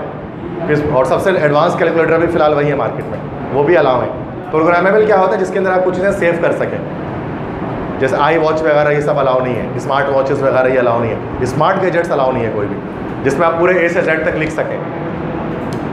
क्योंकि देखो कैलकुलेटर को बनाया जाता है ये सोच कर कि ये एग्जाम में अलाउ हो जाए, जबकि आपको पता है आजकल इतने स्मार्ट डिवाइसेस बन चुके हैं, घड़ी के अंदर पूरा कंप्यूटर है, तो इस कैलकुलेटर के अंदर भी छोटे से चिप लगा सकते थे जिसमें आप नोट्स वगैरह सेव कर सकें, लेकिन जानबूझ के नहीं डाला जाता है उसको, वरना फिर अलाउ नहीं होगा ना ये। तो जितने भी कैलकुलेटर मार्केट में मिलते हैं नॉन प्रोग्रामेबल मिलते हैं, प्रोग्रामेबल कोई नहीं खरीदता, क्योंकि उसको खरीद भी लेंगे तो आपको पता है आप उसको इस्तेमाल ही नहीं कर पाएंगे। पूरी वीडियो है आप केसीओ की, आप जाओ ना यूट्यूब पर, पूरी वीडियो है जिसमें बताया जा रहा है, कराची वाले मतलब पाकिस्तान में वीडियो बनी थी पिछले साल NET के टेस्ट के दौरान कि ये कैलकुलेटर अलाउ है, क्योंकि बड़ा एक र्यूमर उड़ा था कि भाई केसीओ के कैलकुलेटर अलाउ नहीं कर रहे NET वाले, तो पूरे उन्होंने केसीओ वालों ने वीडियो बनाई थी कि ये अलाउ है, प्रोग्रामेबल नहीं है ये। तो आप इस कैलकुलेटर साइंटिफिक यूज़ कर सकते हैं, डरना नहीं है उसमें कि नहीं भाई हम सिंपल कैलकुलेटर छोटा सा लेकर जा रहे हैं कैलकुलेटर प्लस माइनस करने वाला, तो ऐसा नहीं है। साइन थीटा कॉस थीटा की वैल्यूज़ आ रही होती हैं, वो सब लगेंगी उससे, सिर्फ साइन 30 साइन 60 थोड़ी ना आएगा, साइन 15 साइन 10 आएगा तो क्या करो, लगाना पड़ेगा फिर तो। आगे बढ़े। विच one is the polar molecule, कल पूरी डिस्कशन की है, दिमाग लगाओ बताओ पोलर मॉलिक्यूल कौन सा इसमें से। यस, वाटर इज पोलर, जो वाटर कह रहा है। मीथेन नॉन पोलर है सिमेट्रिकल होने की वजह से, F2 होमोडायटोमिक का नॉन पोलर है, CO2 सिमेट्रिकल है तो ये भी नॉन पोलर है। पोलर सिर्फ आपके पास वाटर है, जो नॉन सिमेट्रिकल है ये इसमें हमारे पास लोन पेयर आ रहे हैं ऑक्सीजन पर, कल बताया था ना डिटेल इसकी कैसे बताते हैं पोलैरिटी। एल्डिहाइड का जनरल फॉर्मूला बड़ा सिंपल है, 4 लिखे हुए। एल्डिहाइड कौन सा है, D, ये एल्डिहाइड है, yes good. Next, when volume and pressure of given mass of a gas is inversely proportional to each other, volume और प्रेशर इनवर्सली प्रोपोर्शनल है, कौन सा लॉ है ये, Boyle's law, very good. Next, rate of a reaction is effect on the following factor except chapter 8 first year chemical kinetics. Surface tension, concentration of reactant, surface area, temperature is effect on the following, accept लिखा हुआ है, किसका effect नहीं होता rate of reaction पर, surface tension का effect नहीं होता, बाकी concentration, surface area, temperature in सब का होता है। इसके साथ 3 और थे, रेडिएशन, एक्टिवेशन एनर्जी और कैटलिस्ट, इन सब का इफेक्ट हो रहा होता है, लेकिन इसका सरफेस टेंशन का कोई इफेक्ट हमने चैप्टर 8 में नहीं पढ़ा है। याद आ रहा है, factors affecting rate of reaction topic था। How many ml of 0.5 ml sulphuric acid react with 20 ml of 0.5 molar NaOH, ये प्रैक्टिकल है, हो गया आपका ये, that is M1V1 equal to M2V2, ये लगेगा। ये MAVA equal to MBVB, A for acid और B फॉर बेस। आपको क्या बताना, हाउ मेनी ml ऑफ, आपको वॉल्यूम ऑफ एसिड बताना है, 0.5 मोलर आपके पास ये हो गया into VA equal to MB, molarity of base आपके पास 0.5 है और वॉल्यूम ऑफ बेस आपके पास 20 है, VA निकालना है इक्वल टू 0.5 इंटू 20 अपॉन 0.5, 20 आ गया, 20 ml, समझ में आया। कह रहे 0.5 मोलर सल्फ्यूरिक एसिड है, बताएं वो कितना वॉल्यूम 0.5 मोलर सल्फ्यूरिक एसिड का 20 ml ऑफ 0.5 मोलर NaOH से रिएक्शन करेगा। अगर इस तरह से दो वॉल्यूम और दो मोलरिटी आ जाए ना तो फॉरन से ये फॉर्मूला लगाओ, इसको M1V1 equal to M2V2 class से भी लिखते थे। फर्स्ट टाइम जो टाइट्रेशन के आपने प्रैक्टिकल किया केमिस्ट्री में, उसमें ये जर्नल में बड़ा लिखा होता है फॉर्मूला, नहीं किया टाइट्रेशन में था ना, ये 12 तो टाइट्रेशन था सिर्फ उसके अंदर, सब करने पड़ते, बार बार ये फॉर्मूला लिखना पड़ता। कौन सा कॉलेज है तुम्हारा? APC. कौन सा? Two gases A and B have densities this and this respectively. The ratio of rate of diffusion of gases is this. तो आपको पता है कि रेशो के लिए क्या हो रहे हैं कि रूट लेंगे और जो है वो ऊपर हम हमेशा बड़ी वैल्यू रखेंगे, नीचे छोटी वैल्यू रखेंगे। ठीक है, ऊपर हमने लग दिया 1.04, नीचे लग दिया 0.065। कैलकुलेटर लगा लें, 4 आ जाएगा। 4:1, 4:1 आंसर हो गया। मॉलिक्यूलर मास के लिहाज से भी हो सकता है, ग्राम स्लॉट डिफ्यूजन, डेंसिटी के लिहाज से भी हो सकता है। बस ऊपर बड़ी वैल्यू रखनी है हमेशा याद रखना, नीचे छोटी वैल्यू आएगी। नोमिनेटर में बड़ी वैल्यू, डेनोमिनेटर में छोटी value. Next, solubility product represented by very simple KSP। S for solubility, P for product. Water gas क्या होता है अभी बताया था, carbon monoxide and hydrogen gas. ठीक है, दिस इज वाटर गैस। अच्छा, वाटर गैस में से अगर हाइड्रोजन गैस को सेपरेट करना होता है तो कितने मेथड होते हैं उसके? 2 मेथड होते हैं, लिक्विफिकेशन और ऑक्सीडेशन। ठीक है, चैप्टर 2 है ये, सेकेंडरी केमिस्ट्री, हाइड्रोजन। नेक्स्ट है product of Wurtz reaction in this first secondary chapter 7। Wurtz reaction name reaction है, मिथाइल हाइड्राइड का सोडियम से रिएक्शन। क्या प्रोडक्ट बनता है? वुड्स रिएक्शन की खास बात क्या होती है? डबल हो जाता है। तो मिथाइल लगा हुआ तो बनेगा कौन सा अल्केन? इथेन बनेगा। इथेन कौन सा चारों में से? C2H6 A बनेगा। याद रखो, जब भी कोई अल्काइल हैलाइड सोडियम मेटल से रिएक्शन करेगा, this will be called Wurtz reaction. और वुड्स रिएक्शन में खास बात होती है, ये R क्या हो जाता है? डबल हो जाता है और साथ में सोडियम हैलाइड बन जाता है। अब अगर एक कार्बन वाला रखोगे यहाँ पर तो क्या बन जाएगा? 2 कार्बन वाला बन जाएगा। तो मिथाइल रखा है तो इथेन बन जाएगा।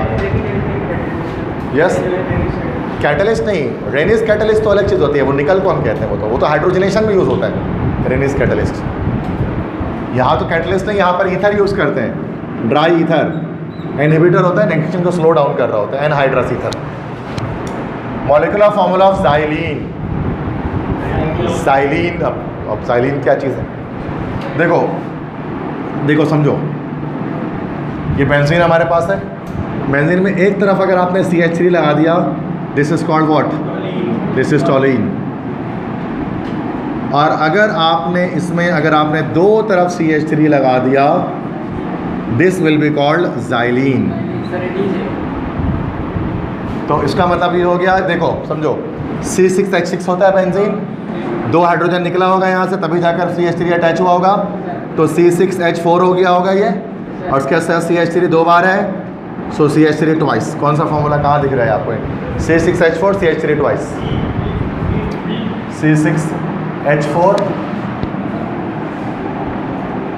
एक मिनट, एक CH3 और ये C5 लगा हुआ है, C5H2 CH3 थ्राइस, और क्या लिखा हुआ है? C6H5 C2H5। हाँ, ये होगा ना C6H5, लेकिन C6H4 होना चाहिए। CH3 तो ट्वाइस। एक काम कर लेते हैं, उसके अंदर हम टोटल कार्बन वगैरह गिन के एक साथ लिख लेते हैं, फिर सबको बराबर कर लेते हैं ताकि ईजी हो जाए। तो यहाँ पर कार्बन हमारे पास 6 इधर, 6 और 2 8 कार्बन है यार। अगर हाइड्रोजन की बात करें तो हाइड्रोजन यहाँ पर 1 2 3 4 5 6, अच्छा हाइड्रोजन यहाँ से निकले हुए हैं ना, 1 2 3 4, यहाँ 4 + 3 7 + 3 10, हाइड्रोजन 10, और ऑक्सीजन नहीं, बस है ना। कार्बन यहाँ पर 8 1 2 3 4 5 6 C8H10। C8H10 कहाँ है? D है। 6 तो 8 और 5 और 5 जैसे D हो जाएगा। मतलब ये थोड़ा अपने लिहाज से उन्होंने घुमाया हुआ है फॉर्मूले को, तो हमने इस तरह निकाल कर वहाँ पे चेक करो। बाकी कोई और C8H10 नहीं हो पा रहा होगा, वरना होना चाहिए कि फॉर्मूला इस तरह लिखा होता है ज़ाइलीन का। तरीका तो ये लिखने का उसको। नेक्स्ट है sucrose is form by dash glucose and fructose. चूँकि सक्रोज आपको पता है डाइसैकेराइड है, secondary chapter 10, glucose plus fructose. अच्छा, अगर तो फिर इस सूरत में हमारे पास अगर 2 ग्लूकोज हैं तो ये क्या होता है? 2 ग्लूकोज मिले तो क्या बनता है? कौन सा शुगर? जल्दी बताओ। 2 ग्लूकोज के मिलने से 2 ग्लूकोज होगा तो दिस विल बी माल्टोज। ये माल्टोज शुगर कहलाता है। अच्छा, एक ग्लूकोज और एक गैलेक्टोज मिलेगा तो क्या बनेगा? ग्लूकोज और गैलेक्टोज, ये हमारे पास कहलाता है लैक्टोज। लैक्टोज शुगर, लैक्टोज में ये दो होते हैं मोनोसेक्राइड यूनिट्स, ग्लूकोज में सक्रोज में ये दो मोनोसेक्राइड यूनिट्स होते हैं, जबकि माल्टोज में ये दो मोनोसेक्राइड यूनिट्स होते हैं। डी का मुझे नहीं पता, ग्लूकोज लैक्टोज और फ्रक्टोज ये है भी नहीं। अच्छा अब ये बताओ कि अच्छा ये जो दोनों यूनिट्स मिले होंगे ग्लूकोज फ्रक्टोज किस लिंकेज से जुड़े होंगे? पेप्टाइड लिंकेज से। कब से अल्लाह के बंदे हैं, वो प्रोटीन बनता है, अमीनो एसिड जुड़ता है। अभी आया था ये टेस्ट में glycosidic linkage, yes glycosidic, that boys right. Glycosidic linkage होती है, वो इंजीनियरिंग के स्टूडेंट होकर बता रहे, तो मैं एमडी कहते रहे तो मेरी पता। चलो भाई next. When salt and water formed by chemical reaction this reaction is called as, very simple यार, न्यूट्रलाइजेशन। सॉल्ट एसिड बेस मिलकर सॉल्ट और वाटर बनेगा। Al+3 है, Al+3 आयन में कितने इलेक्ट्रॉन्स होंगे? 10। Al+3 एल्यूमिनियम का एटॉमिक वो कितना होता है? इलेक्ट्रॉन्स एल्यूमिनियम के पास वैसे कितने होते हैं? 13 होंगे। 13 में से 3 निकाल दे तो 10 हो गए।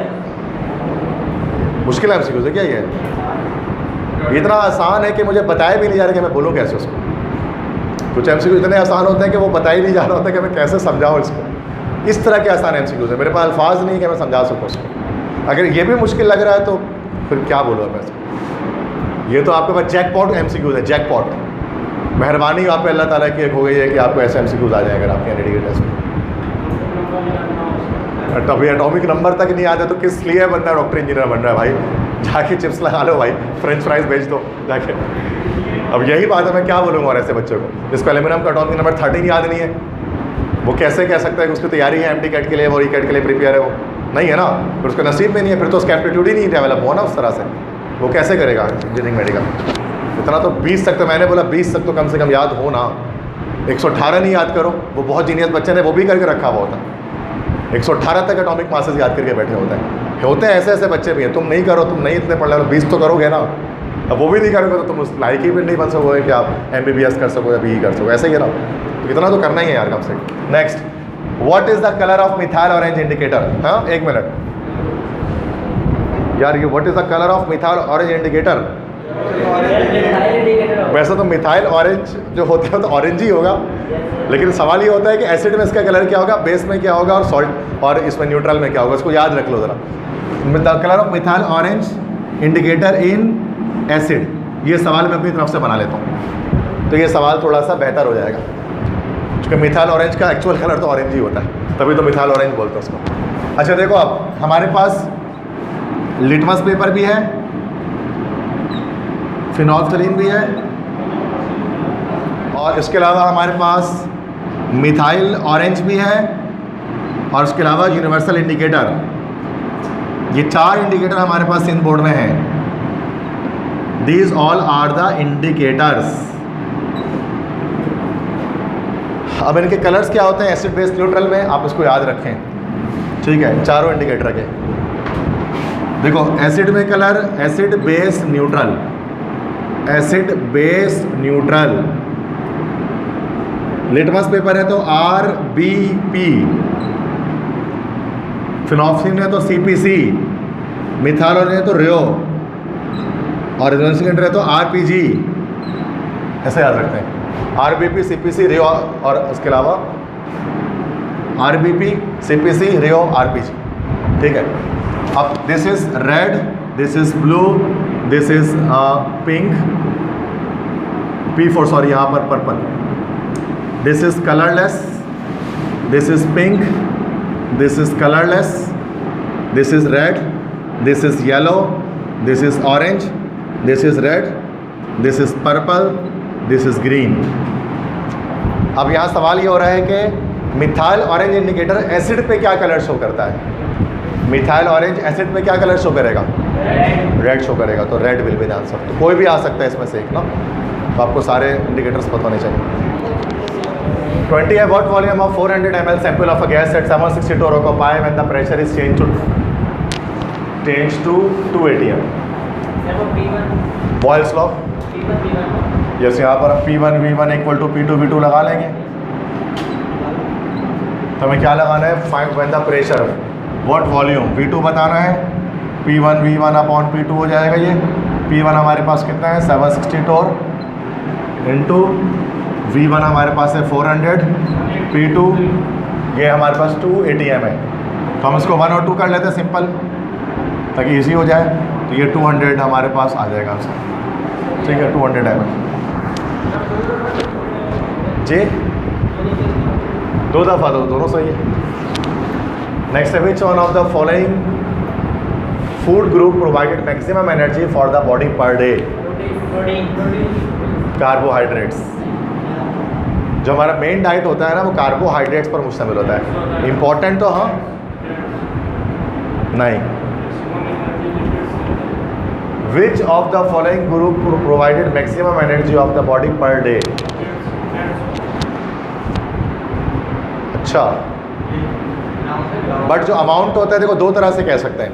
जो अमाउंट आप, मैं इसको अलग अंदाज से सब देख रहा हूँ, चलो ठीक है मैं अभी इसको डिस्कशन कर लेता हूँ। तीनों का बताया तो कार्बोहाइड्रेट, फैट और लिपिड। जो हमारे पास कार्बोहाइड्रेट्स होते हैं ना, अमाउंट सबसे ज़्यादा जो आप कंज्यूम करते हैं ना वो कार्बोहाइड्रेट की करते हैं। अमाउंट कंज्यूम जो हो रहा होता है वो सबसे ज़्यादा कार्बोहाइड्रेट, जो रोटी चावल इन सब में कार्बोहाइड्रेट है, वो सबसे ज़्यादा अमाउंट आप उसको कंज्यूम कर रहे होते हो। लेकिन जो एनर्जी जो दे रहा होता है किलो कैलोरी पर मोल में, या कैलोरीज जो सबसे ज़्यादा प्रोवाइड करता है वो फैट करता है, लेकिन अमाउंट उसका आप कम यूज़ करते हो। अब चावल और गोश्त खाते हैं जब आप, तो उसमें जाहिर सी बात है कि जो लिपिड्स होते हैं गोश्त वगैरह तो कम होते हैं, चावल ही ज़्यादा होता है। अमाउंट लिपिड्स की कम होती है लेकिन उसकी एनर्जी ज़्यादा होती है। और जो मोस्ट इंपॉर्टेंट होता है वो प्रोटीन होता है, क्योंकि प्रोटीन के बारे में मैंने आपको बताया था कि प्रोटीन बाकी चीज़ों की कमी को पूरा कर सकता है। तो चलो इस लिहाज से हम लिपिड्स कहते हैं। अब लिपिड्स के अंदर फैट्स ऑयल सारे आ जाते हैं। चलो इस लिहाज से अगर देखा जाए तो फैट है मैक्सिमम एनर्जी, ठीक है। नेक्स्ट है which one is belongs to alkane family? ये मीथेन हो गया, C5H12 पेंटेन हो गया, C2H6 हेक्सेन वो है इथेन हो गया, सारे हो गए। ऑल ऑफ दिस तो होना ही था आंसर।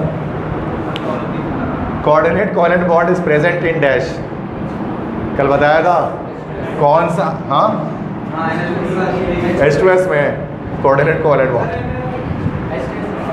H2S में कहाँ से आ गया? H2S तो ये रहा, इसमें कहाँ से आ गया? इसमें 2 कोवेलेंट बॉन्ड है, NH4+। कौन सा आइन बताया था कल इसको? Ammonium ideas. Significant figure this number कितने सिग्निफिकेंट? 1 2 3 4 5। पॉइंट के बाद जो 0 होता है वो सिग्निफिकेंट होता है, तो यहाँ पर 3 तो 5 सिग्निफिकेंट फिगर है।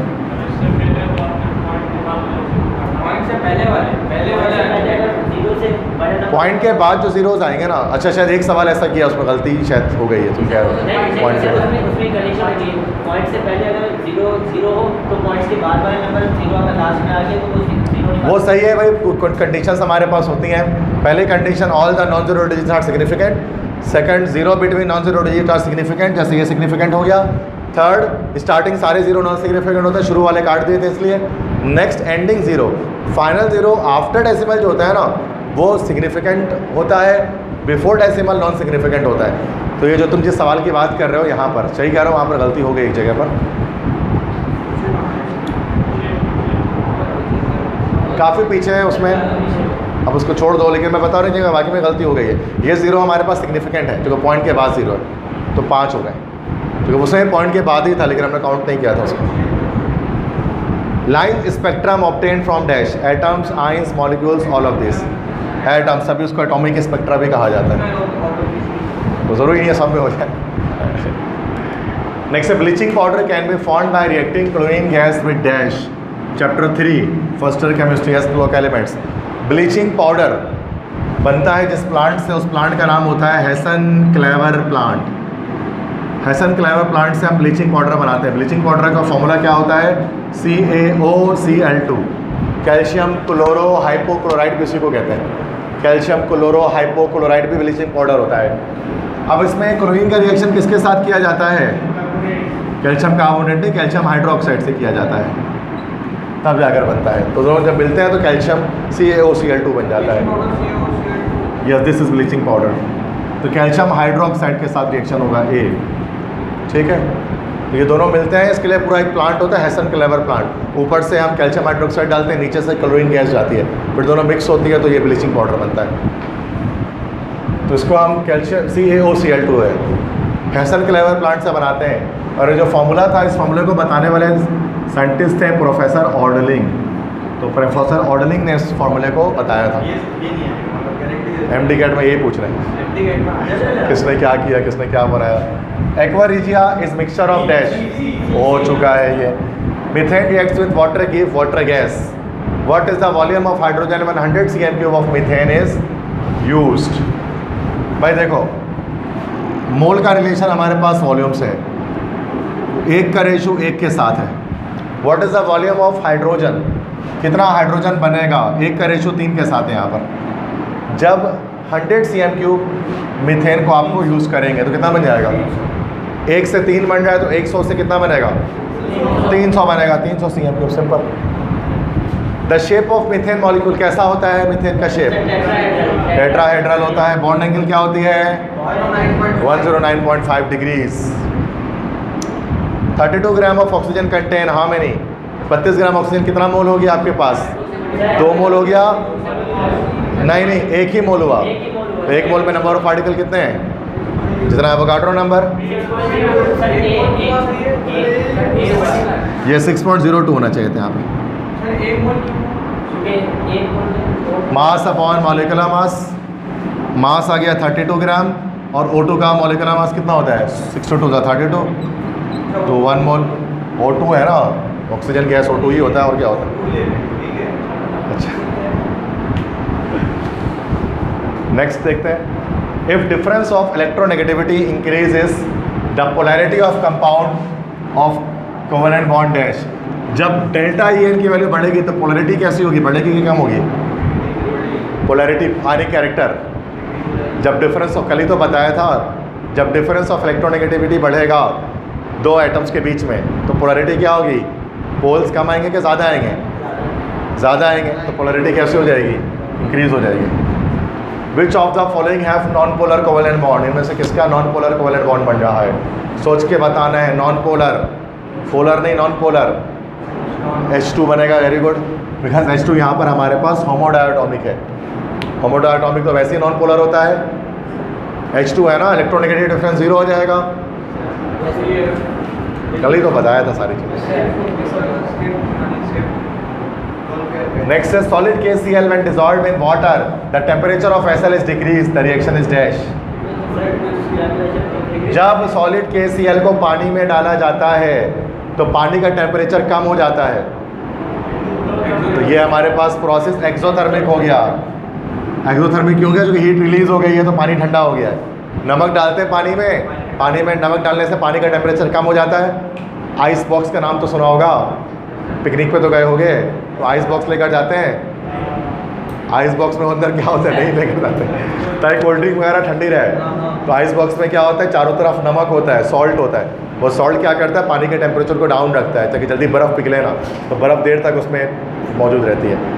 कभी आप देखोगे ना नॉर्मली, कभी आप आइस क्यूब रखो सामने, आइस क्यूब पिघल रहा हो, मेल्ट कर रहा हो, आप उसमें थोड़ी सी नमक डाल दो ऊपर से। जैसे नमक डालोगे तो क्या होगा, दोबारा से जम जाएगा वो बर्फ़ फ़ौरन से। एक चुटकी नमक लेकर डाल दो पिघलते हुए बर्फ़ पे, बर्फ़ दोबारा जम जाएगा। क्यों, हाइड्रेशन एनर्जी। क्योंकि जब नमक पानी में डिजॉल्व होगा तो हाइड्रेशन होगी, और हाइड्रेशन एक एक्सोथर्मिक प्रोसेस से हीट रिलीज़ होगी। तो जब वाटर में से हीट निकल जाएगी तो टेम्परेचर उसका डाउन हो जाएगा, फॉल हो जाएगा, जम जाएगा। ये तो बचपन में इतने में प्रैक्टिकल करते थे ये वाला, तो लोगों अभी भी नहीं पता ये सब बात। तो एक्सोथर्मिक होंगे ना, हीट रिलीज़ हो रही है, निकल रही है। नेक्स्ट है when 1 mole of compound is formed and 25 kilojoule heat is released, when 2 mole of same compound will form, what would happen? अगर 1 मोल कंपाउंड बन रहा है और 25 किलोजूल पर मोल हीट एनर्जी रिलीज हो रही है, बताओ 2 मोल जलाएंगे तो अभी कितना निकलेगा? तो ये कौन सा मिलेगा, 50 होगी और क्या, डबल हो जाएगा। नेक्स्ट है to which of the following, अच्छा सॉरी, डी है ना, रिलीज, ओके गुड, चलो जागे भी हो तुम लोग। तो विच of the following credit for periodic table goes, periodic table में सबसे ज़्यादा काम किस बंदे ने किया? Father of periodic table, Mendeleev. सबसे ज़्यादा काम इसी का था। बॉयल का तो काम ही नहीं था, डाल्टन का भी नहीं था, रदरफोर्ड का भी नहीं था। इन लोगों ने एटम पर काम किया, जिसने गैस पर काम, सारे मेंडलीव नहीं आएगा। सही है, मोज़ले ने काम, बड़ा काम मेंडलीव का था। मोज़ले ने तो बस एटॉमिक मास को एटॉमिक नंबर बना दिया था, और क्या किया था? उंगली कटा के छेदों में नाम, कुछ नहीं किया अभी, कर लो। General formula of ether is dash, ether का general formula ROR, which one is stronger acid, हो चुका, रिपीट हो रहा, देखो एमसीक्यूज रिपीट होना शुरू हो गए। Nylon is best described as dash, nylon chapter 11 secondary chemistry.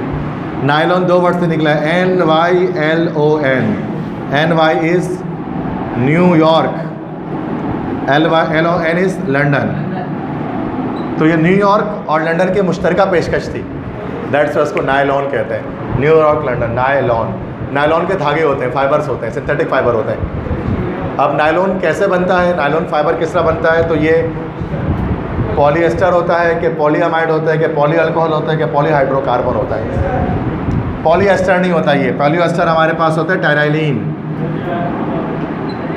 पॉलीहाइड्रोकार्बन भी नहीं होता, ये हमारे पास एडिपिक एसिड होता है, और ये एस्टर हमारे पास, सॉरी एडिपिक एसिड नहीं, नायलॉन हमारे पास ये पॉलीअमाइड होता है, अमाइड लिंकेज से बनता है। अमाइड लिंकेज होती है, पॉलीअमाइड होता है, उसको आप मेमोराइजेशन है याद रख लें। पॉलीएस्टर टेरेलिन होता है, पॉलिएस्टर का कपड़ा जिसको हम लोग बोलते हैं, आर्टिफिशियल कॉटन जो हमारे पास होता है, ये पॉलीएस्टर। नायलॉन कॉटन जैसा थोड़ी ना होता है, ये तो वो प्लास्टिक जैसा होता है, पॉलीअमाइड है। यस, नायल sucrose is made up of, repeat हो रहा है, ग्लूकोज एंड फ्रक्टोज, सक्रोज, ठीक है। नेक्स्ट है internal resistance of liquid to its flow is called dash, कोई लिक्विड फ्लो हो रहा है और viscosity, yes yes, Abbas is right, viscosity. Brass is an alloy, repeat हो गया, copper and zinc, copper and zinc, good. Nitrogen is an inert gas having a strong dash, nitrogen में कौन से बॉन्ड होता है, triple bond, very good. See next, Boyle's law and Charles law related with dash, KMT, Dalton theory, Le Chatelier principle, yes kinetic molecular theory, gas की theory, बस यही है। Ore of aluminium, इन चारों में से ऑक्साइड और Al2O3 एल्यूमिनियम ऑक्साइड, बाकी चैल्कोसाइड किसका और है, कॉपर का और है। आयरन तो और है ही नहीं, आयरन तो खुद मेटल है। आयरन का और होता क्या है, Fe2O3, जिसको हेमेटाइट बोलते हैं। Some solid directly vaporize without passing through liquid phase, sublimation, solid direct gas बन जाए, sublimation, पढ़ो तो सही, ठीक है, बड़ा सिंपल आसान सा था, बड़ा ठीक है। कॉन्फिडेंस हुआ बिल्डअप, बिल्कुल बूस्ट अप, ठीक है। देख नेक्स्ट है, विच of the following has रॉटन egg like a smell, सड़े हुए अंडे जैसी बू किस गैस की होती है, H2S की होती है, हाइड्रोजन सल्फाइड की। रॉटन egg like smell, second salt analysis में अगर प्रैक्टिकल करवा रहे हैं तो फिर उस सूरत में दिख रहा होगा, अब गैस आती है, लेकिन तो लोग सब लिख ही रहे होगे जाके चुपचाप से, किस बस कुछ नहीं, हटाओ सारे ऑपरेटर साइड करो, बस लिखो बैठ के। नेक्स्ट है, the bonds with higher bond energy values have dash bond length, बताया था बॉन्ड लेंथ और बॉन्ड एनर्जी का इन्वर्सली प्रोपोर्शनल लिंक होता है, जितना कम बॉन्ड लेंथ उतना ज़्यादा, हायर बॉन्ड एनर्जी तो फिर शॉर्टर बॉन्ड लेंथ, सही है, जो कि इन्वर्स रिलेटेड है। देखो bond energy difference of electronegativity के डायरेक्टली रिलेटेड है, और बॉन्ड एनर्जी बॉन्ड लेंथ के इन्वर्सली रिलेटेड है, ठीक है। Cathode rays experiment contains dash, cathode rays confirm किया, हो चुका है, इलेक्ट्रॉन, रिपीट हो गया। During electrolysis of brine the product at cathode is dash, brine किसको बोलते हैं, यस NaCl ही होता है, saturated solution of salt and water.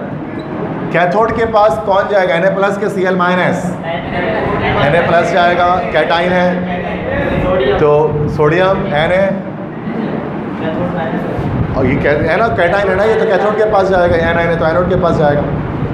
The unit in which the rate of reaction is expressed by dash, rate of reaction की unit क्या होती है, एक ही यूनिट होता है, मोल पर DM³ पर सेकंड, dx/dt होता है ना भाई, change in concentration per unit time, concentration हो गया मोल पर DM³ पर सेकंड, तो कहाँ है मोल पर DM³ पर सेकंड, ये वाला ही है,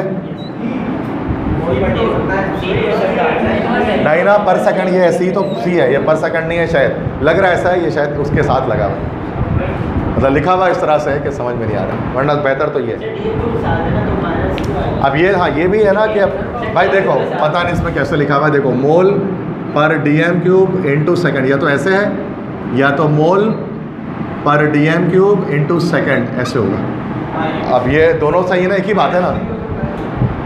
अब यहाँ पर अब दोनों में से कौन सा ए ज़्यादा बेहतर है, ए ज़्यादा बेहतर है क्योंकि इससे लग रहा है नीचे सेकंड इनवर्स आया हुआ है।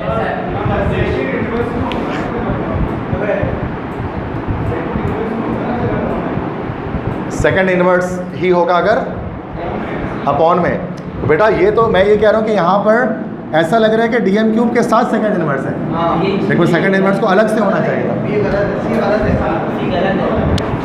साथ है।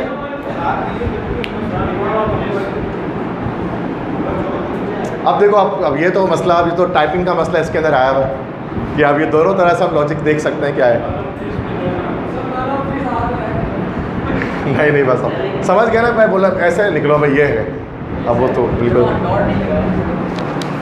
जो गलत तो उन्होंने कर दिया ना, उसको सही तरह से लिखना चाहिए। ठीक है भाई, हो गया। तो 2006 का पेपर था ये जो यहाँ पर हमने सॉल्व किया था। हाँ अच्छा, पहला है aqua regia is a mixture of dash, सही है। नेक्स्ट है ammonium sulphate contains solution turns blue litmus paper two red because of the formation of dash. जब आप इसको वाटर में डालोगे पानी में तो ये ब्लू लिटमस पेपर को रेड कर देगा, किस चीज़ की फॉर्मेशन होने की वजह से, भाई पानी में डालकर चेक कर लेते हैं उसको। प्लस H2O डाला तो अमोनिया इधर मिल गया, ये इधर मिल गया, तो बना अमोनियम तो एसिड में बना हमारे पास क्या H2SO4 सल्फ्यूरिक एसिड, और बेस में बना हमारे पास अमोनियम हाइड्रोक्साइड। तो सॉल्यूशन ओवरऑल कैसा हो जाएगा, एसिडिक हो जाएगा, क्योंकि स्ट्रॉन्ग एसिड है तो ओवरऑल एसिडिक सॉल्यूशन हो जाएगा। तो स्ट्रॉन्ग एसिड की फॉर्मेशन की वजह से लिटमस पेपर रेड हो जाएगा, जो एसिडिक कंटेंट शो कर रहा होगा। तो क्या आंसर होगा इसका, स्ट्रॉन्ग एसिड, बी ऑप्शन। समझ गए कैसा है ये भी। When any solid is changed to gas without melting, the process is repeat हो रहा है, sublimation. P1V1 equal to P2V2, ये क्या है, किसका फॉर्मूला है ये, Boyle's law. Simple. Colourless gas with a bad smell of rotten egg, repeat हो गया, H2S, सिंपल हो गया। रिपीटेड आ रहे हैं आप, देखो दो तीन रिपीट हो रहा है कि पेज के अंदर, ये रिपीटेड है, ये रिपीटेड आपके पास है, ये रिपीटेड है, ये भी रिपीटेड है। और ये एक समझ लो कि नया आ गया तो देख लिया, देखिए इसको भी कॉन्सेप्ट पीछे जा चुका है। नेक्स्ट है in gold plating the cathode is made up of dash. देखो जब इलेक्ट्रोप्लेटिंग करते हैं, किसी भी चीज़ की इलेक्ट्रोप्लेटिंग करनी है, 9th क्लास में आपने क्रोमियम प्लेटिंग, निकल प्लेटिंग ये सब देखा होगा। तो जब भी किसी चीज़ की प्लेटिंग करते हैं, लेट से एक चम्मच हमने ले लिया, एक स्पून है, स्पून की प्लेटिंग हमें करनी है, तो फिर अब क्या करना होता है कि याद रखो इसको, जिसके ऊपर प्लेटिंग करनी है उसको कैथोड बना देते हैं, और जिस चीज़ की प्लेटिंग करनी होती है उसको एनोड बना देते हैं और बैटरी से जोड़ देते हैं, ऐसे ही है। तो यहाँ पर कह रहे हैं कि जब हम गोल्ड प्लेटिंग करेंगे तो कैथोड किस चीज़ का बना होगा, मेटल टू बी प्लेटेड, जिसकी प्लेटिंग करनी है, एनोड बना होगा गोल्ड का, सही है। कॉपर प्लेटिंग में एनोड कॉपर का होता है, बाकी कोई लोहे का आप स्पून वगैरह कैथोड पे लगा दें। ये 9th क्लास का टॉपिक है इलेक्ट्रोप्लेटिंग से। Next in any exothermic reaction heat energy is dash, very simple, released gamma rays have dash, बताओ भाई।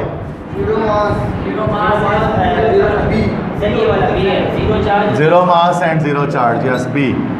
Next all members of homologous series of alkanes share a general molecular formula। alkenes का sorry CnH2n होगा, CnH2n कहाँ है, B। एक minute, एक second, alkenes share a general formula, तो वही है ना, B है ना। क्या मतलब, तुम क्या कह रहे हो, सही है ना, वो सही नहीं आंसर है, आप कुछ और कह रहे हो, आंसर गलत, सही है ना, यही है। क्योंकि अल्केन का होता है CnH2n+2, दिस इज अल्कीन होता है CnH2n, और अल्काइन होता है CnH2n-2, और CnH2n+1 क्या होता है, this is alkyl radical R, alkyl group जो होता है। अच्छा, साइक्लो अल्केन्स का क्या होता है general formula, cyclo alkane same as alkene, alkene की तरह ही होता है कि 2 हाइड्रोजन निकला हुआ होता है, तभी साइक्लोअल्केन बनता है। साइक्लोअल्केन बनता है ना अल्केन से। नहीं समझ आएगा? समझ रहे हो? 2 हाइड्रोजन निकल जाता है ना, तभी तो चेन बनता है, क्रोस चेन। तो अल्कीन जैसा फॉर्मूला हो जाता है उसका। CnH2n प्लस से +2 उड़ जाता है, तो CnH2n रह जाता है। नेक्स्ट है ऑल मेंबर्स, ये तो हो गया। What will be the volume of the gas at 1 atm if its gram molecular mass of temperature 0 degree centigrade? कह रहे हैं क्या वॉल्यूम होगा गैस का 1 atm पर अगर उसका if it's gram molecular mass of temperature at 0 degree centigrade. I don't know, सवाल में शायद कुछ मिस्टेक है, आपके पास ये सवाल आ रहा है। What will be the volume of the gas at 1 atm? 1 atm पर गैस का वॉल्यूम क्या होगा if it's gram molecular mass of temperature 0 degree centigrade? यार कुछ सवाल में मसला है, इसको छोड़ दे रहे हैं। इफ़ इट्स, अच्छा ये है ना, इफ़ इट्स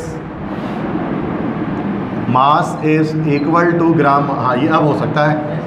वॉल्यूम बताना है general gas equation, P equal to nRT या P is equal to small m RT upon capital M। ये कट गया चूँकि कह रहे हैं कि मास और मॉलिकुलर मास बराबर इसका है, तो स्मॉल m और कैपिटल M हट गया। तो वॉल्यूम बताना है, volume equal to RT upon P। R हो गया 0.0821, टेम्परेचर आपके पास हो गया केल्विन में 273 और प्रेशर आपके पास 1 atm दिया हुआ है, तो 1 लगा दिया। इसको मल्टीप्लाई करेंगे, सब टोर में क्यों रखेंगे, atm में रखेंगे ना, जनरल गैस इक्वेशन है। क्या आ रहा है? 22 आ रहा है, एक मिनट, 22 आ रहा है इसको सॉल्व करने पर 22.4 बनाएगा एट 1 atm इफ इट्स ना, तो फिर तो गलत आंसर आ रहा है इसके अंदर। तो 22 आंसर है, उसमें तो कोई चेंजिंग होगी उसके अंदर। एटीएम को टोर क्यों करेंगे? जब भी हम आर लगा रहे होते हैं ना, जब भी हम गैस कांस्टेंट की वैल्यू पुट करेंगे 0.0821, तब हमारे पास एक पूरा ज़रूरी होगा कि प्रेशर हमेशा एटीएम में आए, वॉल्यूम हमेशा dm³ या लीटर में आए, टेम्परेचर हमेशा केल्विन में आए। जब आर लगेगा तो ये चीज़ें फिक्स हो जाती हैं, प्रेशर एटीएम में और टेम्परेचर केल्विन में और वॉल्यूम हमेशा dm³ में। और अगर आर नहीं लग रहा, बॉयल्स लॉ चार्ल्स लॉ है, तो आप किसी में भी कर लो प्रेशर को, कोई मसला नहीं है। एटीएम में कर लो, टोर में कर लो, आपके ऊपर है। बट अगर जनरल गैस इक्वेशन अप्लाई हो रही है तो आपको प्रेशर लाजमी आपको एटीएम में रखना है, वॉल्यूम dm³ में और टेम्परेचर केल्विन में। सही है। नेक्स्ट है brass is an alloy of, चौथी बार आ गया, कॉपर एंड जिंक। चौथी लग रही है, उन्होंने कॉपी करके रखा हुआ ये देना है।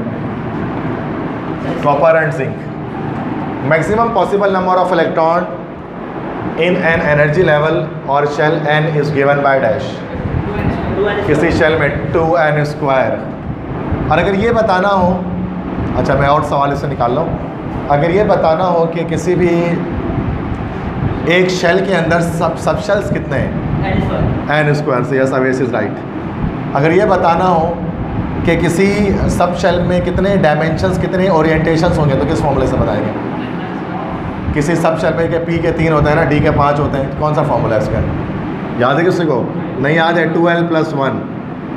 इसमें l में एजिमुथल क्वांटम नंबर फिट करेंगे, sp/df के आपको ऑर्बिटल्स पता लग जाएंगे। सर एक और इसमें 2 × 2l+1, ये आपको ये बताता है कि number of electron in a subshell. एक सब शेल में टोटल नंबर ऑफ इलेक्ट्रॉन कितने आएंगे? जैसे s में 2 आते हैं ना, कैसे होता है? l की वैल्यू 0 रख दो, 2 हो जाएगा ये। l की वैल्यू है ना, l की वैल्यू एजिमुथल क्वांटम नंबर है, s के लिए 0, p के लिए 1, d के लिए 2, f के लिए 3। अब p में 6 इलेक्ट्रॉन आते हैं, p में कैसे आते हैं? l की वैल्यू 1 रखो, 3 × 2 = 3 × 2 = 6। d में 10 आते हैं, कैसे आते हैं? 2 रख दो, l की वैल्यू 2 × 4 + 1 5, 5 × 10। f में 14 इलेक्ट्रॉन आते हैं, कैसे आते हैं? 3 रख दो, 3 × 6 + 7, 7 × 14 आ गया। तो इससे क्या पता लगता है? सब शेल में कितने इलेक्ट्रॉन है, और शेल में कितने इलेक्ट्रॉन है? 2n²। और एक शेल में कितने ऑर्बिटल्स हैं? n²।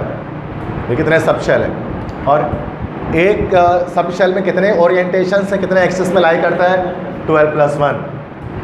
और एक ऑर्बिटल में कितने इलेक्ट्रॉन होते हैं, इसका क्या फार्मूला है? Challenging question. एक ऑर्बिटल में कितने इलेक्ट्रॉन होते हैं, इसका क्या फार्मूला है?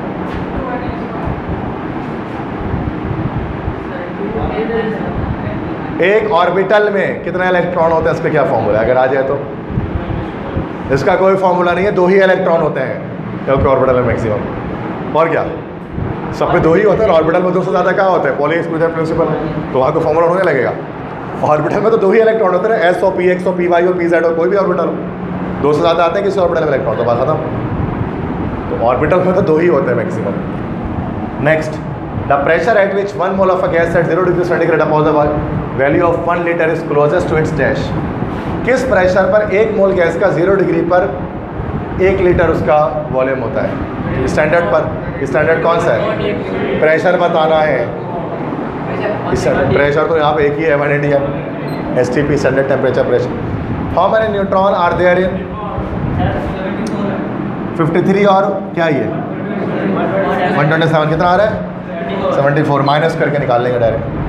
The formula of calcium carbide CaC2, this is calcium carbide. इस तरह स्ट्रक्चर होता है ना, कैल्शियम हो गया और कार्बन हो गया, ट्रिपल बॉन्ड बना होता है ऐसे। कैल्शियम कार्बाइड की हाइड्रोलिसिस करके एक बहुत मशहूर कंपाउंड बनता है। कौन सा कंपाउंड बनता है? जब इस कैल्शियम कार्बाइड की हाइड्रोलिसिस करेंगे, इसका वाटर से रिएक्शन करेंगे, इथाइन बनता है। या साध राइज राइट, इथाइन बनता है, इथीन थोड़ी ना बनता। इथाइन वो है ना, ये फिर यहाँ से बॉन्ड टूटेगा और 2 हाइड्रोजन अटैच हो जाएंगे, ठीक है, तो इथाइन बनता है। क्लियर है? Fluorine, chlorine, bromine, iodine belong to the same group of the periodic table and they show similarities in properties due to dash। भाई फ्लोरीन, ब्रोमीन, आयोडीन ये सब सेम ग्रुप हैं और सबकी सेम प्रॉपर्टीज होती हैं। क्या वजह है कि इनकी प्रॉपर्टीज सेम होती हैं? इलेक्ट्रॉनिक कन्फिग्रेशन इन सबकी वैलेंस शेल की सेम होती है। That's why. Which of the following molecules will be polar? Polar बताना है। यस, H2O पोलर, रिपीट हो गया ये। पोलर क्यों है? लोन पेयर है। विच of the following will give sulphur dioxide when heated in air? किस चीज़ को जलाएंगे तो कार्बन डाइऑक्साइड बन जाएगा, सल्फर डाइऑक्साइड सॉरी बन जाएगा?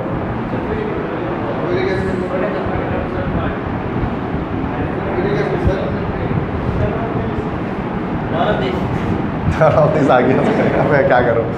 2 चीज़ों को जलाने से सल्फर डाइऑक्साइड गैस बनती है। एक सल्फर को खुद जला दो, H+O2 SO2 जो कांटेक्ट प्रोसेस में पढ़ते हैं, और दूसरा आयरन पायराइड को जलाने से। इसमें जो पहला स्टेप होता है ना कांटेक्ट प्रोसेस का, उसको वो सल्फर बर्नर या पायराइड बर्नर के अंदर हो रहा होता है। पायराइड का फॉर्मूला होता है FeS2। इसको ऑक्सीजन से रिएक्शन करेंगे तो ये भी हमारे पास SO2 गैस लिबरेट करेगा। तो आयरन पायराइड, हाँ SO2 लंग्स को मसला करती है, रेस्पिरेटरी ट्रैक्ट में शू डालती है, SO2 जहरीली है। नेक्स्ट है the molecular weight of NaOH is 40। How many grams of NaOH will be required to prepare 1 litre? इतना सोल्यूशन इन इतना cm³ ऑफ सोल्यूशन। कह रहे हैं कि मोलिकुलर मास NaOH का 40 है, कितना ग्राम NaOH का रिक्वायर होगा? 1 litre 0.01 molar NaOH solution 1000 cm³ solution के अंदर। मोलैरिटी है, डायरेक्ट बता रहे हो जाएगा। देखो मोलैरिटी का फॉर्मूला क्या बताया मैंने? Mass into 1000 divide by molecular formula mass into ml या cm³, एक ही बात है। मास बताना है। क्या पूछ रहा है? How many gram? मास पूछा तो है, ठीक है ठीक है ठीक है। तो मास निकाल लेंगे ना, यहाँ से निकल जाएगा, कितना 40 निकल जाएगा। मास निकालेंगे तो आ जाएगा capital M into MFM into ML divide by 1000। तो कैपिटल M कितना हो गया? 0.01 molar, 0.01 into MFM 40 into ML of solution 1000 दिया हुआ है, cm³ 1000 है, डिवाइड बाय 1000। 1000 से 1000 कट गया, 40 इंटू 0.01 मल्टीप्लाई 0.4 कहाँ है आपका? ये रहा सी ऑप्शन। मतलब मोलरिटी का फॉर्मूला से बना। नेक्स्ट है 20 ml of 0.1 molar NaOH started with 0.5 molar sulphuric acid at the end point the burette reading will be dash. भाई देखो सिंपल है, M1 V1 M2 V2 पूछ रहे हैं। देखो ये बेस का मोलरिटी पता है, बेस का वॉल्यूम पता है, एसिड का वॉल्यूम आपको बताना है, एसिड का आपको मोलरिटी दे दिया, निकल जाएगा। MA नहीं निकाल रहा मैं, ठीक है आगे बढ़ रहा हूँ। आप निकाल लोगे ना, सॉल्व नहीं कर रहा, आपको पता सॉल्व हो ही जाएगा। चूँकि दो अलग अलग मोडालिटी दे दी जाती है तो M1 V1 M2 V2 लगा देते हैं, क्रिटिकल में जैसे होता है। ठीक है, 20 हो गई, 21 है under similar of this gas is allowed to diffuse. कौन सी गैस फास्टेस्ट डिफ्यूज करेगी यार? सिंपल, जो सबसे हल्की गैस होगी, सबसे हल्की ढूंढ लो, एनो लाइटेस्ट है। ठीक है, वेल डन। आगे, विच of the following statement is true? Surface tension of a liquid increase with increase of temperature. नहीं, टेम्परेचर बढ़ाने से कम हो जाता है सरफेस टेंशन, मॉलिक्यूल दूर चले जाते हैं। Surface tension of a liquid decrease with increase of temperature. Yes yes, B option correct हो गया हमारे पास, क्योंकि सरफेस टेंशन जो है ना गैमा से शो करते हैं उसको, ये टेम्परेचर के इन्वर्सली प्रोपोर्शनल है। जितना ज़्यादा टेम्परेचर होता है उतनी कम सरफेस टेंशन होती है, गैमा से शो किया जाता है सरफेस टेंशन को। The name of functional group this, कौन सा फंक्शनल ग्रुप है? COOH, कार्बोक्सिलिक ग्रुप है, बी, वेल डन। नेक्स्ट है द फॉर्मूला ऑफ ज़ाइलीन, हो चुका, रिपीट हो रहा है। ज़ाइलीन बताया था ना, इस बार देखो सही फॉर्मूला लगाया उन्होंने, C6H4CH3 2 बार, ये सही फॉर्मूला। नेक्स्ट है amino acid present in protein important for body growth. Which of the following can not be a source of amino acid? किसमें से अमाइनो एसिड आपको नहीं मिलेगा? गोश्त में, मीट में, मिल्क में, बीन में, शुगर में। शुगर में, तो शुगर में क्या मिलेगा आपको फिर? कार्बोहाइड्रेट्स मिलेंगे। वेल डन, खत्म।